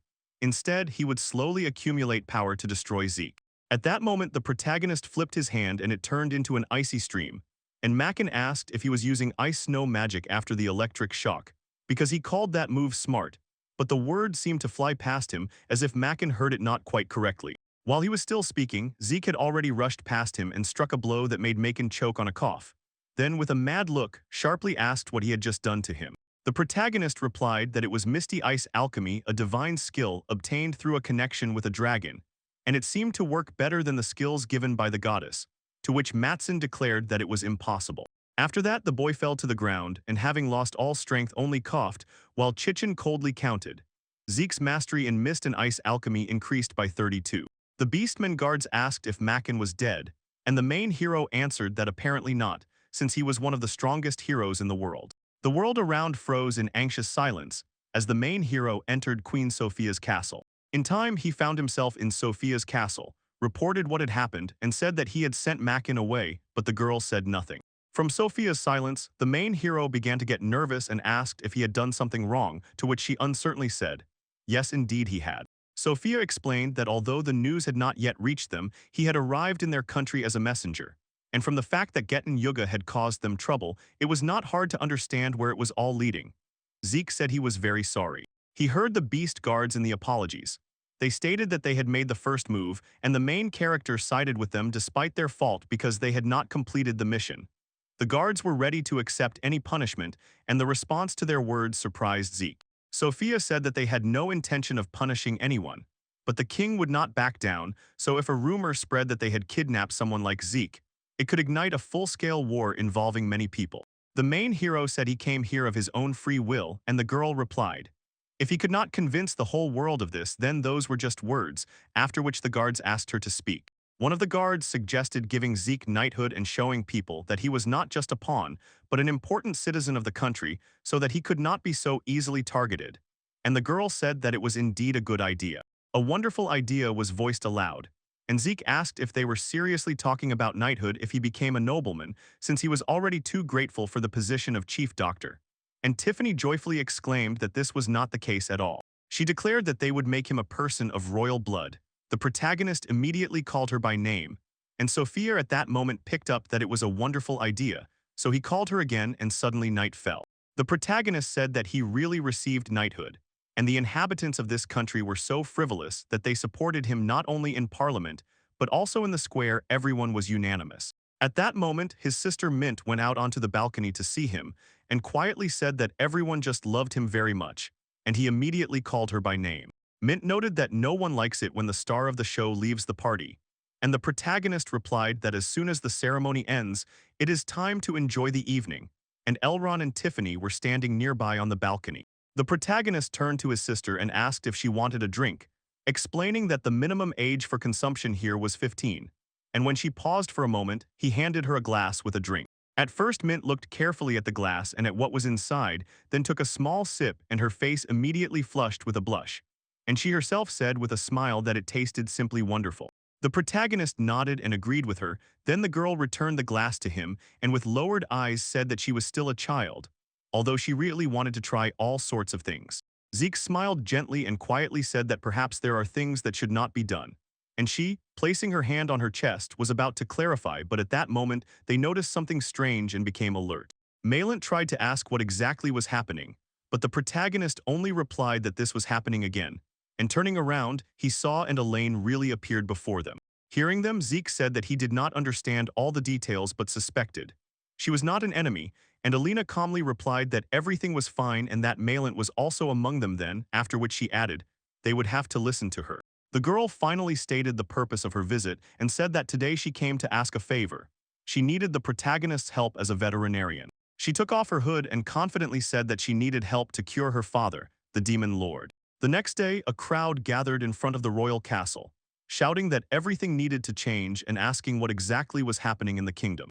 The outbreak of plague on the state farms disrupted normal food prices to the sky, the guards lost their minds, security was falling apart, and public buildings were recently abandoned. There were not enough people even for repairs and maintenance inside the castle. The prime minister immediately rushed to the king's office, raising a cry that something had to be done about this situation as soon as possible. As much as possible, the man looked over his shoulder, then turned back to the leader and sharply asked what was happening right now. One of the guards shouted that it had always been the hero Meccan, and he loudly cursed in response and smashed everything that came to his hands. Meccan looked ahead and declared that he would never forgive this evil man, so he would press him to the end and make him see the light. The guard explained that the hero behaves the same way immediately after he returns, and the king tried to hold him back. But as you see, nothing helped. The latter was lying on the floor, knocked out. The hero was called by name and ordered to stop because he was disturbing people, and it was Tan. He said that he always teaches to keep oneself in control, and in response, Tan only grumbled, "Shut up," and no longer lectures him. Then Tan reminded that even if the king gathered them, the goal of this group was to defeat the demon lord, and they must not forget this, and Meccan just laughed at those words. Meccan asked how he even called them a group, to which he heard in response that it was just a bunch of weaklings trying to replenish their own strength, and that without him they would all have been dead long ago. But as soon as one of the girls shouted that they had found the main hero, Meccan sharply asked where he was, and then he declared that he would kill Meccan right now. It turned out that Zeke was sitting in the demon lord's castle. Meccan smiled, feeling that the moment was perfect, and said that he would give them all fully quickly without hesitation, as soon as they were in the same circle with him. In the evening, the protagonist together with Alina reached the castle, and the girl asked if he was afraid, since they came without escort, to which he replied that he did not consider it a trap. Zeke admitted that he was only worried about the suddenness of the heroes, since Mint and others were left behind, and because of this everything could go wrong as they planned. The protagonist cautiously asked Alina if she was really sure that everything would go well, since she decided to bring a person into the demon fortress, and she faltered, trying to explain that it was done for her father. At that moment she was pierced by unbearable pain. She broke down and fell to the ground, gasping and screaming. And Zeke, seeing this, asked what happened and was frightened by how everything looked. When Zeke approached her, a thought about a curse flashed through his mind, and at that moment they heard a voice sharply warning. The princess was not supposed to do this. The Gadami man said that it was not proper to openly make such vulgar sounds, and then asked the girl her opinion, and she, trembling quietly, called him jammer. The Gadami man again turned to them with a question. What made their princess bring some weak man to their land? The protagonist looked at him intently, apologized for his own temper, and introduced himself. His name was Zeke Vetelinari. He was a veteran. Jammer immediately stretched his mouth into a wide smile and declared that he was a doctor, and that was basically it. The man explained that he would have to report to him because he was acting as prime minister instead of the sick ruler, and then advised, "Do not do anything stupid." Jammer asked Elaine if she was already feeling better, and she replied that overall everything was fine. The girl said that she asked Zeke to look at her father because no one in the entire castle could cure him, so they needed an outside opinion, and the man of men, only stammered that everything was fine. Jammer again barely smiled and asked as if all this was in vain, but the protagonist looked at him suspiciously, not taking his eyes off him. Later, Zeke and Alina reached the Demon Lord's chambers. The silence of the corridors was oppressive, and Alina asked him to come to the bed and examine her father. The protagonist understood Alina's hint. It turned out that even demons were not completely obedient 100%, and there was some malfunction in their will. He concluded that Jammer was probably involved in the girl's curse, because by his language he held two conservative views, which meant the Demon Lord's illness could have the same cause. When the protagonist glanced at the Demon Lord's body, it seemed to him that it was the same curse, only it had less power. It acted weaker than Alina's. Zeke said gloomily that the condition was terrible. A powerful curse was gnawing at the whole body like a spiderweb, and if he tried to heal it by the usual method, the man would fall apart, and the man behind him suddenly turned pale and clenched his teeth in fear. He laughed, and the protagonist decided that, after all, they were demons. Their bodies were too unlike human, animal, or monstrous, and the flow of magical power came from a realm they still did not know. Jammer asked what had happened, then sharply summed up that it was bad, since wasn't he going to heal him, calling himself a human doctor. The protagonist decided not to argue. He looked at his own hand and pondered the power that healed the dragon, then turned to the girl and asked if she believed him, and she answered affirmatively. After that, Zeke placed his hands in front of him and used the God's Hand technique. Alina was surprised by its enormous power, and Jammer wondered if it was really healing. Jammer laughed at the ignoramuses and threw out a phrase. Such magic is deadly poisonous to demons, so what will happen if it is applied against a defenseless demon lord? And at that moment, the girl's father suddenly opened his eyes wide. The Lord of Demons sat heavily on the bed and asked confusedly where he had ended up. Alina burst into tears of joy and called her father, while Jammer froze in surprise, unable to believe what he was seeing. Alina immediately rushed to her father, who anxiously asked if it was really her. Jammer was in shock from the events unfolding one after another. Alina explained to her father that he had slept for too long, but a human doctor had healed him, after which the man turned to Zeke and sincerely thanked him for the help, and Zeke calmly replied that it was his job. The girl asked in surprise why everything had worked out so well, and Jammer picked up her question, saying, "He has healing magic, but for demons it is extremely poisonous." Demons, to which the main character replied that he definitely did not understand how it happened, but had no doubts about the success. His divine abilities were growing each time, and perhaps meeting the girl and her support gave him even more strength. Jammer sharply declared that it was nonsense and simply impossible. No mortal creature could overcome that cursed one. The Lord of Demons turned to him and said that in the end it was he who did it, because no one else could have thought of such a trick. Jammer laughed loudly and replied that this was exactly what he hoped for, as if he would still remain someone's puppet, and his cunning face revealed evil intentions. At that moment the situation shifted. The man said gloomily that nothing could be done anymore and promised to destroy everyone who stood in his way. Jammer said that even though the Lord was healthy now, he would not win in his exhausted state, so he would not wait until the stomach attacks consumed everything completely. The Lord said that the room itself was his magic, and that he had seen. The man had thought through every detail, but Alina asked if it was time for praise before deciding what to do next. Jammer laughed even louder at Wiley. He did not think he would have to use a composite magical beast, but nothing could be done, and at that moment the protagonist used Misty Ice Alchemy. After this, Zeke cut the beast in half with one blow, and Jammer asked with surprise whether the specially selected S-class demonic creature, secretly brought in to kill the demon lord, ultimately destroyed some human. At that very moment, the protagonist caught the girl in his arms, turned to the man, and declared that it was time to give her what she deserved, but Jammer objected. It was still too early, after which he called the Demon Lord's army and ordered them to kill. The Demon Lord asked if the entire army was under this man's control, and Alina immediately began to worry, but the hero just waved it off and without hesitation used his paralysis skill. After the paralysis strike, all the demons froze in place like puppets, and Jammer asked in surprise if it was really paralysis, then suddenly disappeared. The protagonist was furious about the teleportation crystals again. First Zoroa, then the elf, and now this, and it seemed they were bought wholesale somewhere.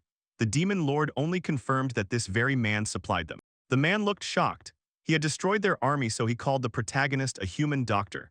And Zeke responded even more confused because the sworn enemy of humanity and the Devil Lord spoke so calmly. Alina quietly said she did not know what people thought of him, but her father had always been a great ruler and father. The man replied without any solemnity that there was nothing surprising, he simply deserved a bad reputation. The reputation seemed to rest on words, And the Lord, together with the main heroes, spoke about the Demon Lord's curse, explaining that all monsters in the world seem doomed. They go insane and attack people. The Demon Lord confirmed that this was true, but assured that it did not happen because of him, then offered to show. He undressed and revealed a demonic emblem on his chest. On his chest, the Lord pointed to the mark and called it the Founder's Curse. And the protagonist repeated the words he heard, as if voicing thoughts that had been growing in him during the conversation. The man explained that this curse was left by Belial, the first young demon founder, and that the emblem appears on every subsequent demon king and never disappears as long as he exists. Their lineage will always be under its influence. Zeke said he understood everything, and the man said, "This curse enhances the ruler's power and embodies the ideals conceived by Belial, so until time erases it, demons will remain the enemy of humanity." Alina quietly said that not all demons seek a futile conflict, and her father is only looking for a way to simply exist, and it was then that Jammer took advantage of this moment. The main hero replied that regarding the curse, if he does not object, he can help lift it. The Lord clarified whether he was really capable of breaking the curse that bound successive kings for many generations, to which the hero honestly said, "There are no guarantees." The main hero solemnly declared that his power is given not for indifference, but to support those who need it, so he has no right to abandon them. In trouble, Zeke, looking at him maturely and seriously, heard praise from the Demon Lord for his confident and decisive posture, and he ordered to trust him and asked to break this chain. The man solemnly said that he was even ready to give his own life, so that the next generation would not have to bear this curse. After these words, the Demon Lord slowly knelt before him, and the main hero, stretching out his hand forward, thought that before him was a god.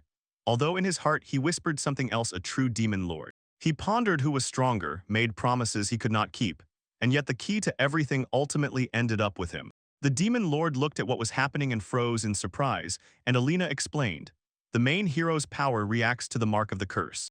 Zeke closed his eyes and thought that he could heal everyone, even demon lords and gods. The Demon Lord turned around and saw how Zeke's magic flowed throughout the castle in a continuous stream, so he immediately called and listened to the girl.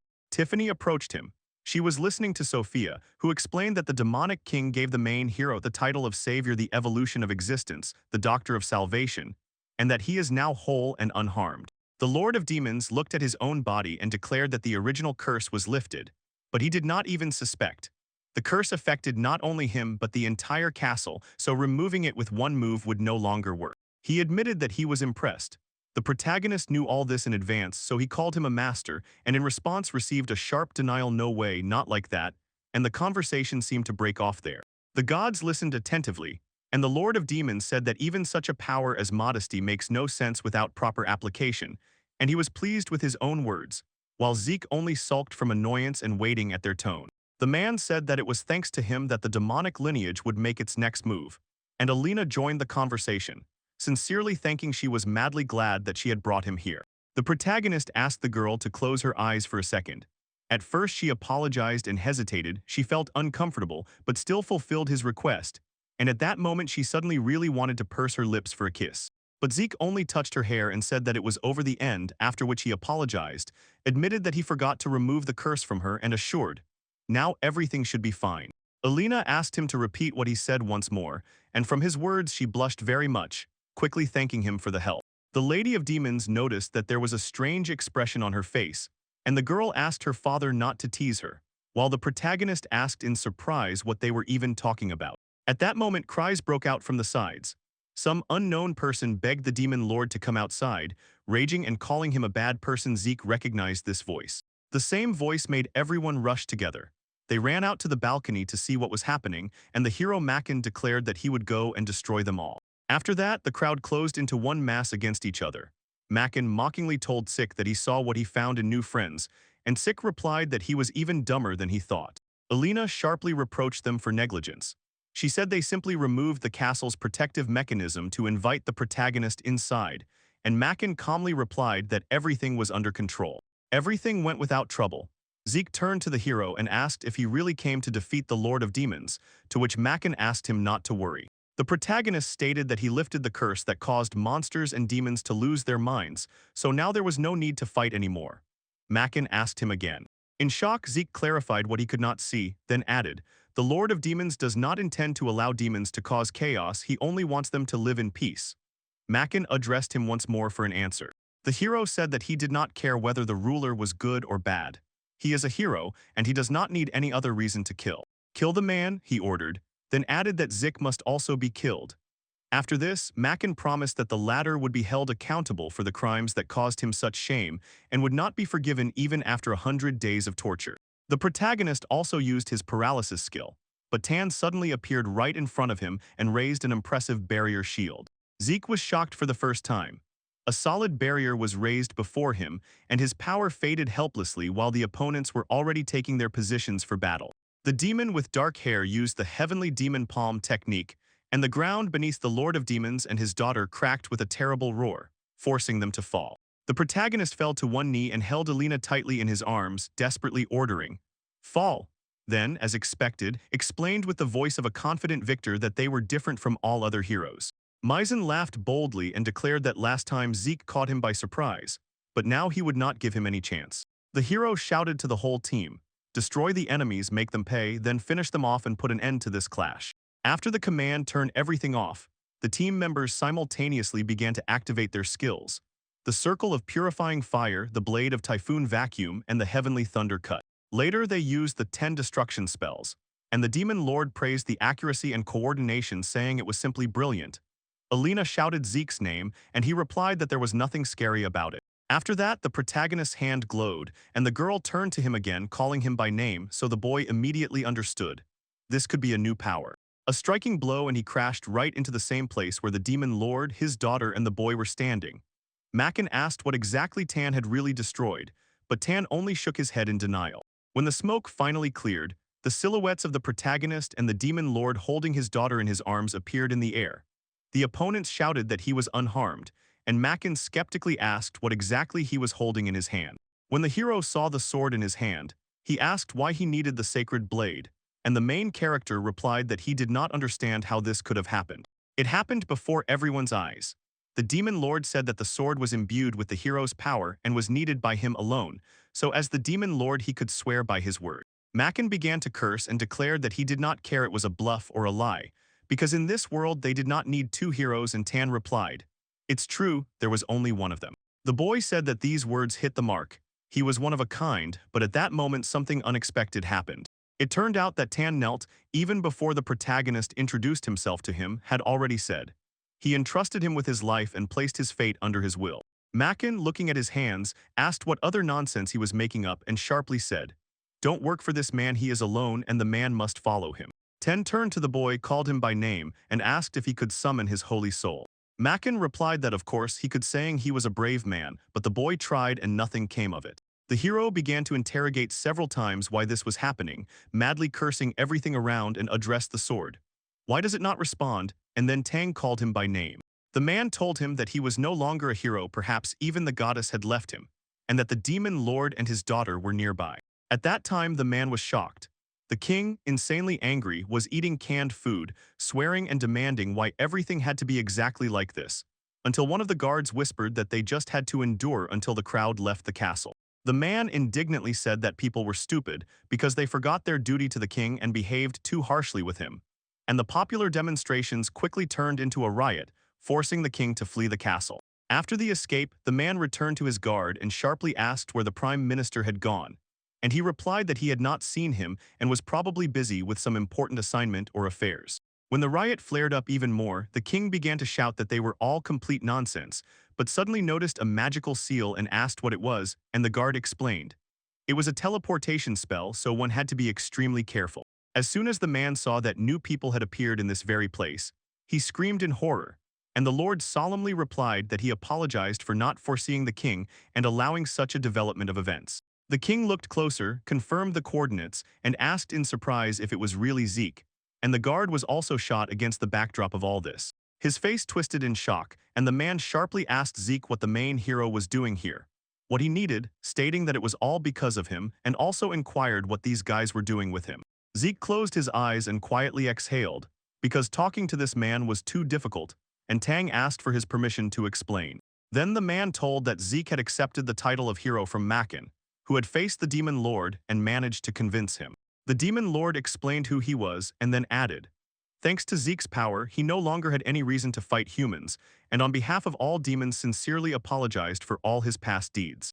The king froze in shock, sharply raised his head and asked what was happening here, then noted with disbelief that the man was unusually quiet even for a demon.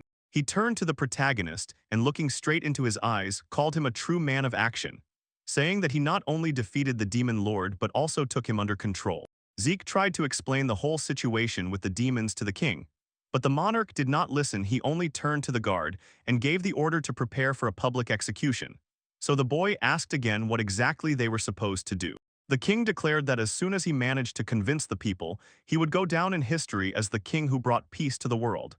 Zeke caught his gaze and asked what exactly he meant. The man just waved it off, saying the hero need not worry, the executioner's honor would be his, and the protagonist responded by shouting that the demon lord was not so bad. He was driven by a curse and he lifted it, so from now on monsters would no longer attack people. The demon lord calmly stated that the curse was lifted, but the previous events would not return. It was a meager price paid, which became a single value. The king said, after the execution they would start hunting other monsters, and when they grew up, they would be easy to exterminate, so monsters would become consumable material for a great arena where hunting would bring them pleasure. Truly a wonderful solution.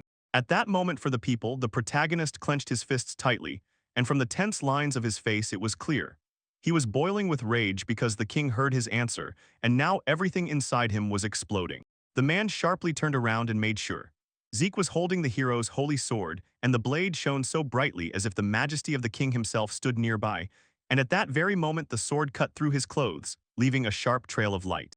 The king immediately burst out shouting, accusing the protagonist of what he was doing, and he without hesitation replied. He had already made his decision and now he would not stop. Zeke promised to build a country for everyone, where monsters could live in safety, and the king sharply asked him what he meant. You again? Exclaimed the king, mocking and at the same time raging that he was speaking while he himself had already gone mad, and the protagonist replied, I have decided everything monsters can live in peace like people in a shared home. Zeke added that the reason for his words is that most monsters have caused a lot of harm to people. Some even died, so he understands this outrage. Therefore, they need to build a state where everyone who was discriminated against can live in peace, and step by step make everyone realize that monsters are no different from others. Others will also be nearby, said the protagonist, but the king asked what other nonsense he was carrying and declared that he could not handle it alone, to which the protagonist calmly replied, but I am not alone. Above them in the sky, countless dragons were circling, and Sophia told Zeke that they would come to his aid, and Elrond replied that each of them would fulfill his request, so Zeke was stunned by this very support. Mint pronounced, the divine queen of beasts, the divine king of dragons, and the lord of demons, so it seems to her already have many allies for the protagonist, but in the future there will be even more. The king sharply clarified whether Zeke was trying to conquer the whole world, and then asked him not to tell anyone that he plans to become the demon lord. The protagonist turned to him with a smile and said that he was not interested in such things, but he was ready to take on this role if Ness did not object. The Lord of Demons said that if he was truly destined to become the new lord, it would even be easier, and he was confident. Then his title would sound less frightening. Tiffany told people that Zeke is receiving the title Demon Lord, the evolution of the Savior's existence. The girl confessed that since the first meeting in the forest she felt, everything must go exactly like this. He took the path he believed in, and she would always stand by his side. Chichen asked what she was thinking, whether she really felt like his wife because she was the one beside Zeke, and Mint replied that both were mistaken. Her brother loved her the most, and Chichen threw in that they were not even close to her. The Lord of Demons laughed and declared that Zeke must also take care of his daughter, and the protagonist only stretched a smile in response, which made the other girls freeze in shock. Sophia quietly asked if he already understood what situation he had gotten into, and he could only silently watch from the side, not taking his eyes off. The king immediately became nervous, and asked if they really thought that people would follow their small group gathered, God knows by whom. The man said that people would unite against them, but Sophia replied with a smile that they had already informed the neighboring countries about it, and Elrond added that he had seen their dragon feats and promised to cooperate. After these words, the king could not put together any answer. Sophia said it was a pity, but she could not negotiate cooperation with him, and they said goodbye. The man froze, then turned to the guard and asked what he should do next. But the guard only replied confusedly that he did not know when someone shouted. The king turned and saw another guard, so he asked what he needed, and the guard replied that he needed nothing and just looked as if waiting for orders. The townspeople who captured the castle demanded the abolition of the monarchy. The parliament agreed, and a revolution broke out, so the kingdom effectively fell apart, and the king again asked his interlocutor what exactly it was about. The frightened man turned pale and quietly replied that he did not understand, then sharply asked what he was actually talking about. The guard solemnly apologized to him and said he had a family, so he could not accompany further, and another guard ordered to wait because he himself was already about to leave with the king. While he was walking, the king immediately summoned them all to himself, asked them not to leave him, and sitting down right on the ground, looked around confusedly as if he did not know what to do next. He was called the prime minister, and the king immediately jumped up with questions whether it was really him and where he had been at that time. The king also asked since when this man could fly, as if it could be a joke, and pure shock froze in his gaze. The prime minister laughed softly and said that he thinks he will be more useful than this man, and as soon as the phrase slipped from his lips, the stranger fell powerless to the ground, and the king froze in astonishment. Later he addressed the stranger with a question about what he does, but in the next moment his eyes suddenly widened. It turned out to be the same girl who recently shouted the protagonist's name. The castle of the Beastfolk Kingdom is flourishing. A wonderful clear day casts light on the giant tree growing right in the center of the building, and the air is filled with harmony and a sense of calm. Young Tiffany sits at the table and diligently writes letters on paper. As if more depends on each stroke than it seems she is alone in a room full of flowers and large bookshelves packed with volumes. The silence barely broken only by the rustle of tea and the soft sound as her pen glides over the page.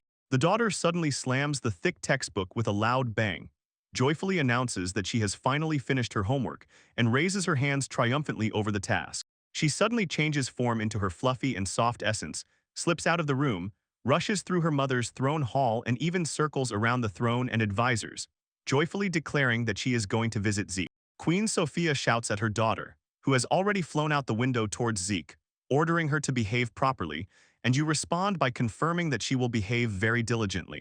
While she was rushing to Zeke's new residence, thoughts flickered in her mind about how, after his words about founding his own country where everyone would live side by side, he was slowly but steadily fulfilling his promise.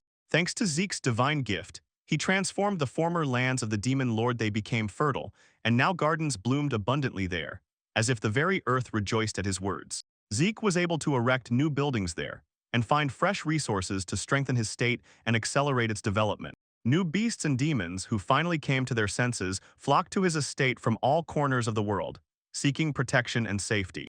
In a very short time, the hero's castle turned into one of the leading cities of the continent, viable, strong, and increasingly powerful thanks to his strength. The fortress hung in the air, and T watched as the city grew and prospered thanks to Zeke's efforts, giggling joyfully with admiration. Happy, T continued flying to the city and did not stop. She told everyone how incredible Zeke was and how much she admired him. The old castle of the demon lord had changed a lot. It became brighter and no longer looked like a center of darkness, and it also took on the name of Zeke's family veterinary. Princess Tiffany rushed into the throne room and began greeting everyone even before anyone could recover or catch her attention. Earlier, she hoped to see Zeke right there as soon as she flew to the throne, so now she was on cloud 9 thinking about the meeting. She came closer and was completely confused because there was no one on the throne or anywhere in the hall, and behind Dorothy's back she stood up and called out, "Princess." The secretary noticed that the princess had come again to visit the new demon lord and asked Dorothy how she was doing, to which the bunny girl replied that everything was fine, and Zeke and the others treated her very kindly. Dorothy explained that Zeke had gone to do his work for the demon lord, so she was left alone.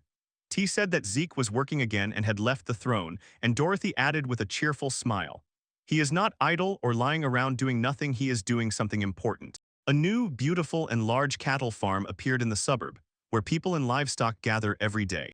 There Zeke conducts a scheduled inspection of the transport, carefully checking everything according to his special assessments. Behind him stands his old farmer friend who moved to the city under Zeke's leadership, and now happily watches the veterinarian work, while Zeke confidently states that the cow he examined is fine. The veterinarian also confirms that the cow is fine and in excellent health, and the farmer, hearing this, was on cloud 9 with happiness. The farmer was happy, but he was overwhelmed by anxiety, because after the move the livestock's health could worsen, so he asked Zeke to examine the animals and he beamed when he saw. Now Zeke holds the title Demon Lord. Zeke adopted modesty and, replying to the farmer, said that even if people call him a hero or ruler, he does not consider himself either. He himself won and replied with a barely noticeable smile, as if to say, despite all his titles, he is just an ordinary veterinarian doing his job. His work embarrassed the farmer to the edge, and he laughed as soon as the daughter appeared from behind and joyfully greeted the doctor. She and the cat ran up to him, handed over a jar of milk and offered the kind doctor to taste the milk from their cows, and the girl was glowing with happiness finally she could thank him. The doctor gladly accepted the jar, bent down and drank all the milk to the very bottom. He sighed happily and said that this is incredibly tasty milk, generously seasoned with love. The girl shone with happiness because the doctor liked the milk from their farm. The newly crowned demon lord patted the girl's head with a smile and thanked her with words, and in response she was glowing. Both she and her father had tried to make the milk truly wonderful. At that moment his sister and Chai arrived at the farm, and he heard them shouting his name and immediately became embarrassed. He quietly laughed and barely grimaced the girls had already caught him, and the farmer picked up his joke and greeted him at home as if nothing had happened. Under the open sky, Tiffany said that Zeke would not be able to do it, and in her voice there was stubbornness and cold confidence. They continued the conversation while riding on the steed Kaichin galloping forward. Princess T noticed that Zeke was working too much, and even if he planned to skip work, he had to do it properly. The man admitted that he had not seen his close friend Chi in her old form for a long time, and the girl replied that she would always be his support no matter what form she took.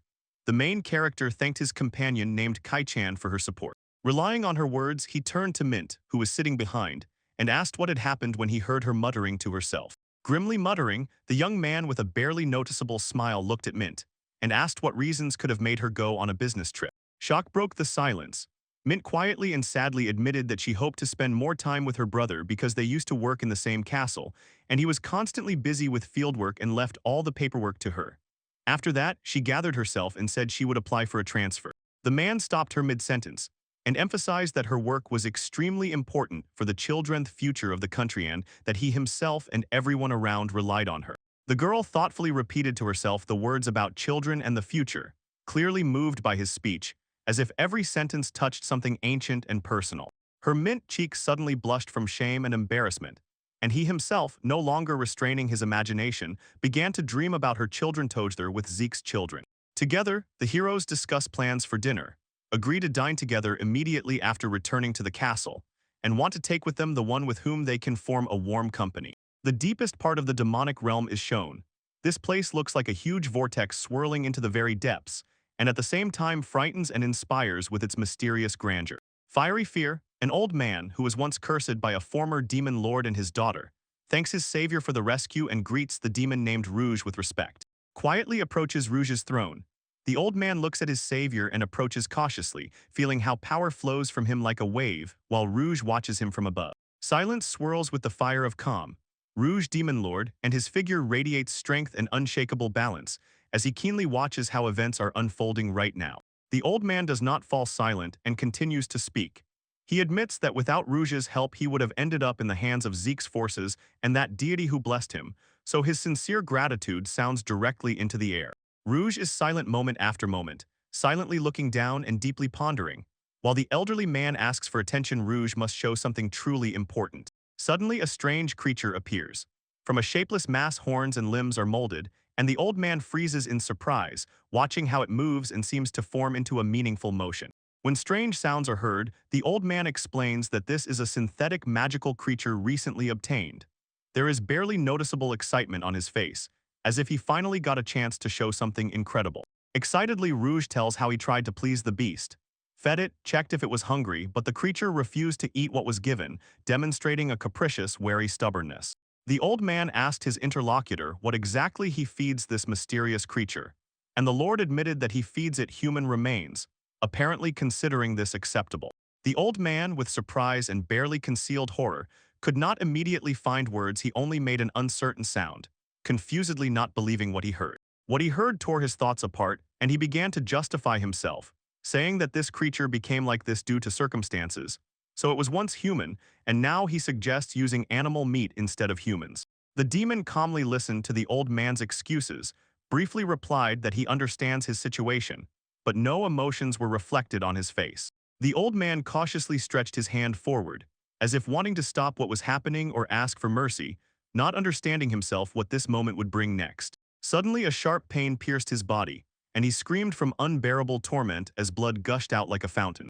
In terrible panic, the old man shouted and asked the demon what he was doing, and the demon, sitting on his throne, calmly replied that he was only following the established rules. He explained, according to rumors, to gain the power of another being, one must eat the one who possesses that power, and then the might will pass to the one who dared to take this step. The old man, horrified, could no longer utter a word. He only groaned quietly, frozen in prostration, where pain and fear inevitably surged. The demon quietly noted in his thoughts that he did not expect how his father and the arena itself would be woven into such a story, where the foundation of the body was the power of God, who raised him to fight. Rouge lifted the curse and slowly walks away, while the demon, surprised, asks where he is going. Rouge calmly replies that he is going to sleep and asks to be woken later, showing complete indifference to everything happening. In despair, the demon vainly asks how they can escape the power of God, which seems insurmountable. But Rouge, indifferently moving away, says that he is not interested at all whether he will have to deal with this power. While this question remains unanswered, the demon lets out a horse-like laugh and watches as the doors close behind the Lord. A wave of helplessness and abandonment washes over him, and he does not know how to act in this situation.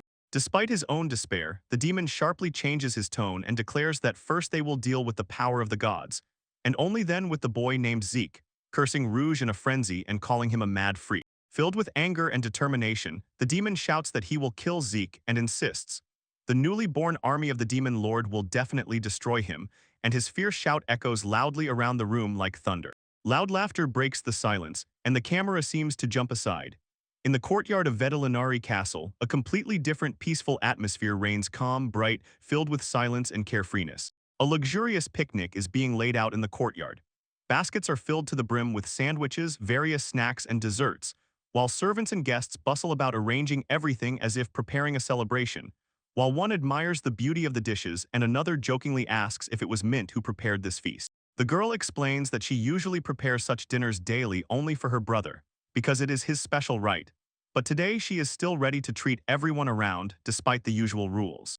During the conversation, that guy says he invites someone to lunch every day, so a warm, friendly aura surrounds him, and Tiffany sincerely admires this habit and openly envies this good way of life.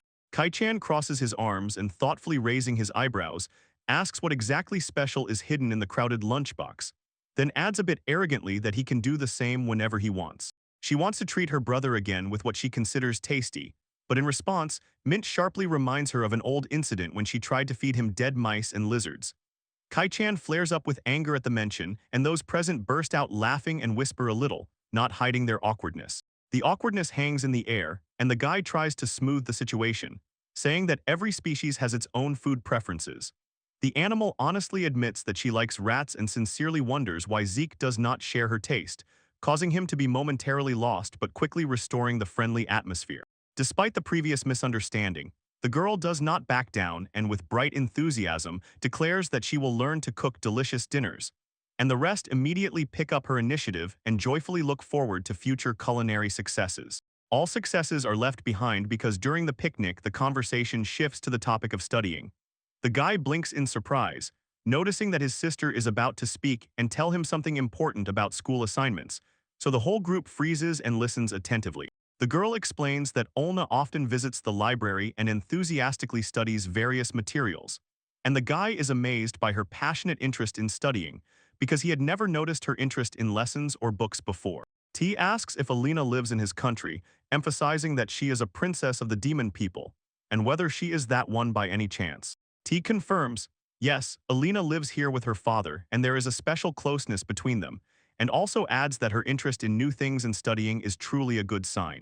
The man explains that he had already helped save their family from the curse of the founder which changed their fate, while Mint recalls how Alina diligently studied in the library, and although everyone liked her zeal, a worried expression was read in her eyes.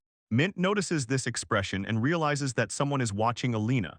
The hero looks attentively into the distance, frowns slightly, fully immersing himself in thoughts and weighing the next steps, and his gaze mixes slight anxiety and curiosity. Not far from the hero's castle stands a large tree with sprawling branches covering the entire area. Nearby darkens the quiet thicket of the forest, and beyond it, through the fog, the outlines of the castle and distant mountains are visible. Alina sits on a thick tree branch, firmly holding a book in her hands, silently immersed in reading, and the silence around is broken only by the rustle of leaves. The girl sighs faintly with fatigue, closes her eyes and for a moment detaches from the text, and on her face mixes sadness with pensiveness, as if she is pondering something very important. Suddenly her calm is disturbed, Alina unexpectedly appears behind her, and the girl gasps in shock. Her face fills with fear, and the book almost slips from her hands. Frightened, the girl loses her balance and falls from the high branch, her hair and dress fluttering in the air, and on her face complete fear and panic. The heroine manages to catch her, landing on the ground in an unusual but precisely calculated pose, and tightly squeezes the girl so that she does not get even the slightest injury. No harm done. In his arms is the frightened but already somewhat calmed girl, and he with a barely noticeable smile apologizes for the scare, while she shyly nods and says that everything is fine. They begin to talk, and the hero reveals his secret. He can determine the location of people within a radius of 500 meters, and he hints to her attention that his abilities are probably connected with a special power. Deities? The girl lowers her gaze, silently agreeing, and on her face mixes slight embarrassment and clear understanding that what was said is true. Noticing the book in her hands, the boy asks in surprise if she was reading a medical textbook, and the shot shows how her reaction interests him. She clearly did not expect him to notice that. He admits that he heard about her diligent studies and asks what was the reason for such persistent preparation. And the girl, even more embarrassed, hesitates. She does not know how to answer correctly. The girl lowers her gaze and with bitter honesty admits that she is incapable of either fighting or magic, and in every word of hers trembles sadness. Due to lack of talent, she feels unnecessary next to those who can do more. The boy quietly replays her confession in his mind and remains silent. He carefully looks into her state, gathers his thoughts and searches for the right words that can support her. He suggests to her to talk and assures that he is ready to listen until the end. And the girl, gratefully paling from relief, thanks for the support, as if she finally got a chance to open up without fear of judgment. She tells about her origin. The girl is the daughter of the demon lord, and that is why incredible strength was expected from her before, believing that a high status obliges to show an exceptional gift. She adds that despite her position, she never developed any talent, and her close ones gradually distanced themselves from her until she was left completely alone, with emptiness in her heart and a heavy realization of her own vulnerability. The girl recalls how other demons shamelessly laughed at her brazen half-smiles hung on their faces while she felt utterly lonely, and her childhood turned into a continuous humiliated silence. The boy looks at her compassionately and understands what terrifying trials she has endured, as she hid her own pain for years, forced to smile through exhaustion. The girl admits that she lacks the qualities needed to lead the demonic tribe, and the boy calmly replies that under such circumstances it is not surprising her strength now is not in arrogant leadership, but in what she has endured. No, explains the demonic princess, sighing, when her father fell ill, she took it as a chance to prove to herself and show that she was still useful. She believed that if she cured her father, she would regain attention and earn recognition. But everything went differently. Her attempts to cope with the illness yielded no results. Over time, the condition only worsened, the influence of enemies steadily grew, and eventually Jammer removed her from army command, leaving her only a decorative symbol.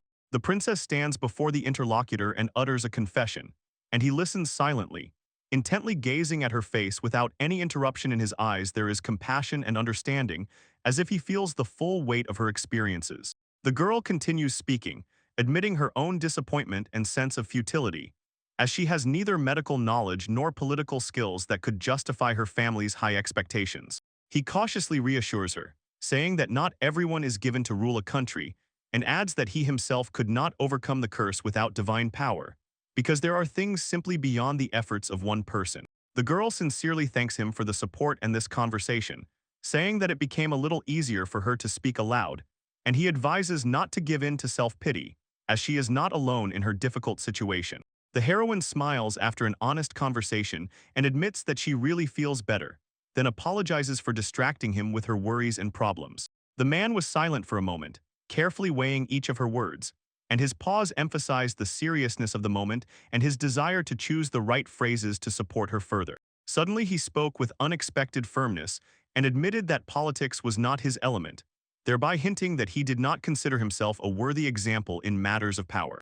But a second later he offered help in the area where his strengths were greatest, medical knowledge, and the girl froze in surprise, feeling that a new opportunity was about to open before her. After his statement that he would become her teacher, the young man confirmed everything with a warm, confident smile and asked Elaine to become his student. And she asked again, trying to understand what exactly was happening. This is where it all begins. The training starts and the mentor announces the beginning of the lessons, and Olna, having already made a decision, responds energetically, calling him master, and enthusiastically begins preparing for the first classes under his guidance. While he gives instructions, three cops T, Chi, and another present heatedly discuss the situation until one reports that Zeke has taken Alina as his student, and this sparks surprise and curiosity in the group. Zeke's younger sister freezes in astonishment. Her brother is a veterinarian, but he does not hide that he has decided to teach someone, and in a role that seems completely unexpected. Doubt is audible in words and looks. Alina does not look like a veterinarian at all, so the very fact of her appearance in this craft seems alien and unprecedented, further intensifying the atmosphere of surprise. Meanwhile, Mint assures that he can teach Alina many useful things, advising to start with the simplest and stick to a gradual approach, step-by-step building confidence. Zeke enthusiastically announces that training will start with the basics of rock climbing, and this completely confuses the others because they expected a completely different usual way of learning. Against the backdrop of a steep cliff, Zeke lays out his teaching method. Not dry theory, but practical skills from the very first step, while his sister mocks him as a bad teacher, but he stubbornly stands his ground. Zeki demonstrates to Alina exactly how to start climbing the rock. He makes a simple jump and shows everything by his own example, confidently and genuinely, with an emphasized practical approach to learning. For a moment he is seen as if he is soaring onto the rock with pure skill and energy. His method relies on physical practice, not on standard lectures. In the midst of the lessons, Alina, with surprise and admiration, lifts her gaze to the mountain and suddenly clearly realizes how difficult the path ahead will be. While behind her, one of the girls attentively watches her reaction and quietly shares her feelings. Sudden surprise. Zeke breaks away from the height and jumps down, landing next to the girls and demonstrating determination to start training immediately, and his gesture instantly attracts the attention of everyone present, emphasizing the seriousness of the start. The man extends an unknown object to Elaine, and she, sliding her gaze over it, is momentarily lost, but still ready to accept this knowledge. In Zeke's palm is a rare snowdrop hina, which grows only above 800 meters, and he explains. This plant helps to expel worms from gar and can be used in veterinary practice. Zeke adds that a veterinarian must be able to obtain the necessary ingredients from any places. Sometimes it is necessary to climb to great heights to cure monsters that have climbed where they are almost impossible to reach. Alina listens carefully to the explanations and nods, increasingly realizing how complex this profession is and what responsibility it requires. Inspired, Alina touches the needed item and, taking off from the spot, immediately activates magic to fly up for the ingredient she needs. But Zeke notices her haste and stops her. The boy sternly reminds Alina, magical intervention can break the natural balance and scare the animals, so he insists that she get up by herself and not resort to magic, emphasizing practicality. Confused, Alina quietly repeats the teacher's instructions to herself, and anxiety trembles in her gaze. She has been relying on magic for too long, not on strength and body. Looking at the bare rock, Alina hesitantly estimates whether she can climb up using only her hands, and confusion is heard in her voice. This way of climbing is unfamiliar and frightening. Everyone stands in front of the cliff and looks at it. Holding their breath, each one is focused on thinking about how to handle the task without magical hints. Elena tries to climb the cliff but slips and falls down several times, while the mentor calmly watches her attempts without intervening. After several unsuccessful attempts, the instructor sharply changes the plan and announces that the next part of the training will take place on the shore to change the environment and the crane. He points to a small island in the water, asks Aline to imagine that a wounded unicorn lies there, and asks what she would do in such a situation.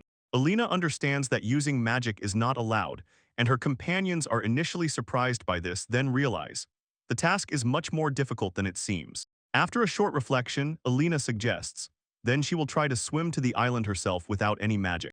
Zeki asks Kaichin to show an example of how to properly cross the water, so that Alina finally feels the essence of this term in practice. Kaichan confidently agrees to the task, emphasizes that she swims excellently, and declares that she will easily manage lifting the groups. The group's fighting spirit flares up when Olna is surprised to see Kaichan's sudden agility. She jumps into the water and immediately starts swimming confidently, but a moment later something frightens her and she suddenly screams. In the water, Kaichan encounters small water creatures that begin to bother her. They cling to her body and add more and more difficulties to her swim, forcing her to fight for every meter. Olna anxiously looks into the lake as bubbles rise from the surface, and at that moment a scream comes from Kaichan's side, as if she got into trouble. Olna calls her friend, trying to understand what exactly happened. Zeke calmly explains to Aline that the lake is inhabited by kelpies, so swimming there is extremely dangerous. While Kai-chan, having already climbed ashore after the incident, angrily bangs out words that it was much worse than he initially said. Usually irritated, Kai-chan reproaches Zeke, knowing that everything will end exactly like this, but still asks her to enter the water. And Zeke calmly remarks aloud that he expected more cautious behavior and that she was only supposed to lower herself into the water, not jump into it. Kai-chan sits on the shore, wet clothes clinging to her body. She rubs her head and grumbles about how badly everything turned out in the lake, and her irritated face silently shows. The encounter with the Kelpie was extremely unpleasant. Alina apologizes guiltily, and Kai-chan, not wanting her to feel guilty, waves it off and explains that the Kelpies have been acting restless lately, so it's not all that bad. Alina, covering her face with her palms, begins to self-flagellate, calling herself a terrible princess who can't even handle her subjects. And Kai-chan tries to calm her down and shifts the blame onto Zeke. While the waves whisper dully nearby, Kai-chan reflects on what happened and comes to an unexpected conclusion. She thinks that Zeke might have deliberately arranged everything to see her wet, so now she doubts his intentions. Tension rises, Mint advises leaving Chi alone until she says something more awkward, but Kai-chan stubbornly insists. If Zeke wants to see her in action, she will show him everything herself. A bitter rivalry flares up between the two girls. Kai-chan accuses her rival of envy towards her adult charms. And in response, the other declares that she is holding on to her sanity to attract the attention of her brother. Zeke, watching their quarrel, only smiles and quietly notes that despite endless squabbles, the girls actually get along well. Both are surprised themselves and ask what he meant. Returning to the beach, Zeke says that everything is fine, but restrains the same small smile that reveals he is less concerned about the recently experienced difficulties, so he is calmly ready for the next task. Then he questions Elaine about what she herself would do in a similar situation, carefully watching her reaction, and from her facial expression it is clear. Zeke is deliberately waiting for explanations or guesses to make her think. She mutters aloud that if magic doesn't work and swimming doesn't help, then the situation becomes difficult, and Princess T supports her and calls it a real mystery. Zeke approves of their way of thinking. Laughing, he confirms that they are moving in the right direction and clearly enjoys that the girls are beginning to analyze what is happening on their own. Turning to them, he turns around and walks away, throwing a short, concise explanation. It walks, after which the main character simply starts walking on water, which confuses the girls. The answer seems too simple and completely unexpected. Zeke tells the girls that because of the kelpies in the water, everything is more complicated. And to get to the island, they just need to walk on the water. So they stand on the shore, looking at him in complete bewilderment and ask how he can walk on water without using magic. With magic, Zeke replies as if in passing, turning back with an innocent face, as if he himself is surprised by their reaction. The main character shows the girls how he carefully immerses his foot in the water, then slowly takes step after step until one foot begins to sink, and he calmly continues walking as if nothing happened. The girls watch the demonstration with slight annoyance. One grumbles that her brother is a bad teacher, and the other, barely sighing, regrets having asked that question at all and now sees the whole explanation as pointless. Suddenly, an argument flares up. Zeke asks why not really, but Kai-chan sharply cuts in that only he can do that. The girls react irritably to his unique manner of always seeming to be the only one capable of such a thing. Alina is determined and stubbornly decides to try to walk on water despite all the difficulty. Behind her, the girls try to stop her, telling her not to take her brother's words too seriously, but she is not going to back down even a step. Enthusiasm bursts out in her exclamation, and Alina takes a run and jumps onto the surface of the water. And her jumps thunder with a loud, dull thud as she rushes forward as if about to charge into battle. To everyone's surprise, Alina stubbornly stays on the water and joyfully exclaims about her victory, at which point surprised exclamations sound in response from those who did not expect such a result. Tiffany, amazed by Alina's success, thinks it happened because Zeke taught her, while Min, a little uncertainly, tries to explain. It's not quite that. Suddenly, everything becomes clear. Alina jumps right on the heads of the kelpies that surfaced, and the demon princess exclaims in amazement, realizing that she is being saved not by spells but by these very creatures. The kelpies themselves joyfully greet Alina, calling her princess, and begin to solemnly celebrate her achievement, while their actions clearly show.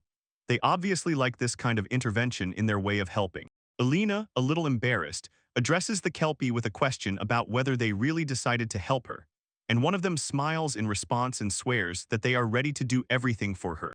The Kelpies smile happily, say that they are just having fun and that they are glad to help, and their friendly eyes shine because of how sincerely Alina smiles. Zeke, observing the scene, notices that the monsters seem not to hate Alina as much as they could, and Alina briefly confirms his words, agreeing. The Kelpies joyfully address the princess and explain that their thoughts have already cleared up earlier. Their minds seemed clouded, so now they greet her with warm words and care. After talking about the ancient curse, Zeke suggests that the monster's mental distortion either caused the curse itself or was induced by the jammer's influence.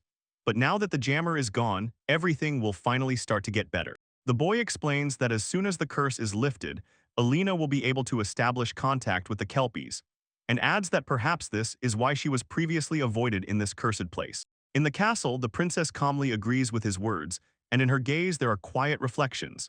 She seems to be trying to understand why everything happened this way, and each following phrase supports her own guess. The Kelpies joyfully greet the princess, smiling with their whole bodies, and say that they are pleased to meet her. The princess thanks them in response and sincerely replies that she is equally pleased to build relationships with them. Zeke adds that the princess no longer needs to restrain her magic, and with confidence in his voice says, now she will be able to communicate with creatures much better than he can. One of the Kelpies looks at the doctor with excitement and asks for an autograph, poking a notebook so solemnly as if it were the most valuable trophy. The doctor agrees with a warm smile, no objections. The doctor begins to gather information and asks what the Kelpies are called, but the creatures answer that they do not have individual names, there is only a collective name, meaning they are all Kelpies. The doctor looks at the Kelpies a little surprised, and the princess explains that they are not usually called by personal names, this is their common trait. Younger sister Zeke adds that usually magical creatures are not given personal names, and the doctor after these words only nodded, immediately understanding everything in detail. Suddenly the doctor decides to introduce variety, and begins to pick Kelpie names according to his own taste: baby Kelpie, beautiful Kelpie, and Kelpina, but those standing nearby perceive his invention somewhat oddly. Zeke speaks as usual and without unnecessary emotions, saying that they only know how to criticize him, and the other characters respond in a friendly manner. The name he gave is easy for children to remember, some are already beginning to love it, and the sister sums up that he has his own weaknesses too.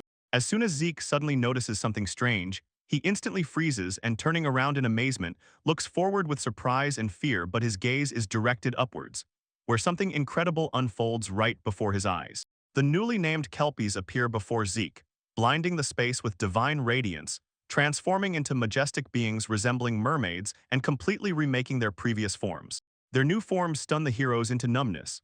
Zeke, recognizing familiar Kelpie features, looks intently and asks questions, while all the others freeze in tense silence, not taking their eyes off the amazing metamorphosis. One of these beings thanks Zeke for the name, explaining that it was precisely this that made them undergo an existential evolution. Their essence has completely changed, and they have acquired a new way of existence. The being assures that from now on it will be even more useful to Zeke and the princess, and its face glows with sincere gratitude and devotion, as if solemnly swearing to serve its rescuers until the end. The girls excitedly discuss what happened and note how truly divine the figures of the Kelpies can become. Since the result, which no one expected, exceeded all imagination, they admire the grandeur of the being's new form. Tiffany exclaims with delight because the miracle happened only when Zeke gave the being its names, and for her this stunning discovery turns the understanding of magical creatures upside down. The protagonist's younger sister jokingly reminds him that Zeke also gave Kai-chan her name, and she asks again, confused, until she slowly realizes.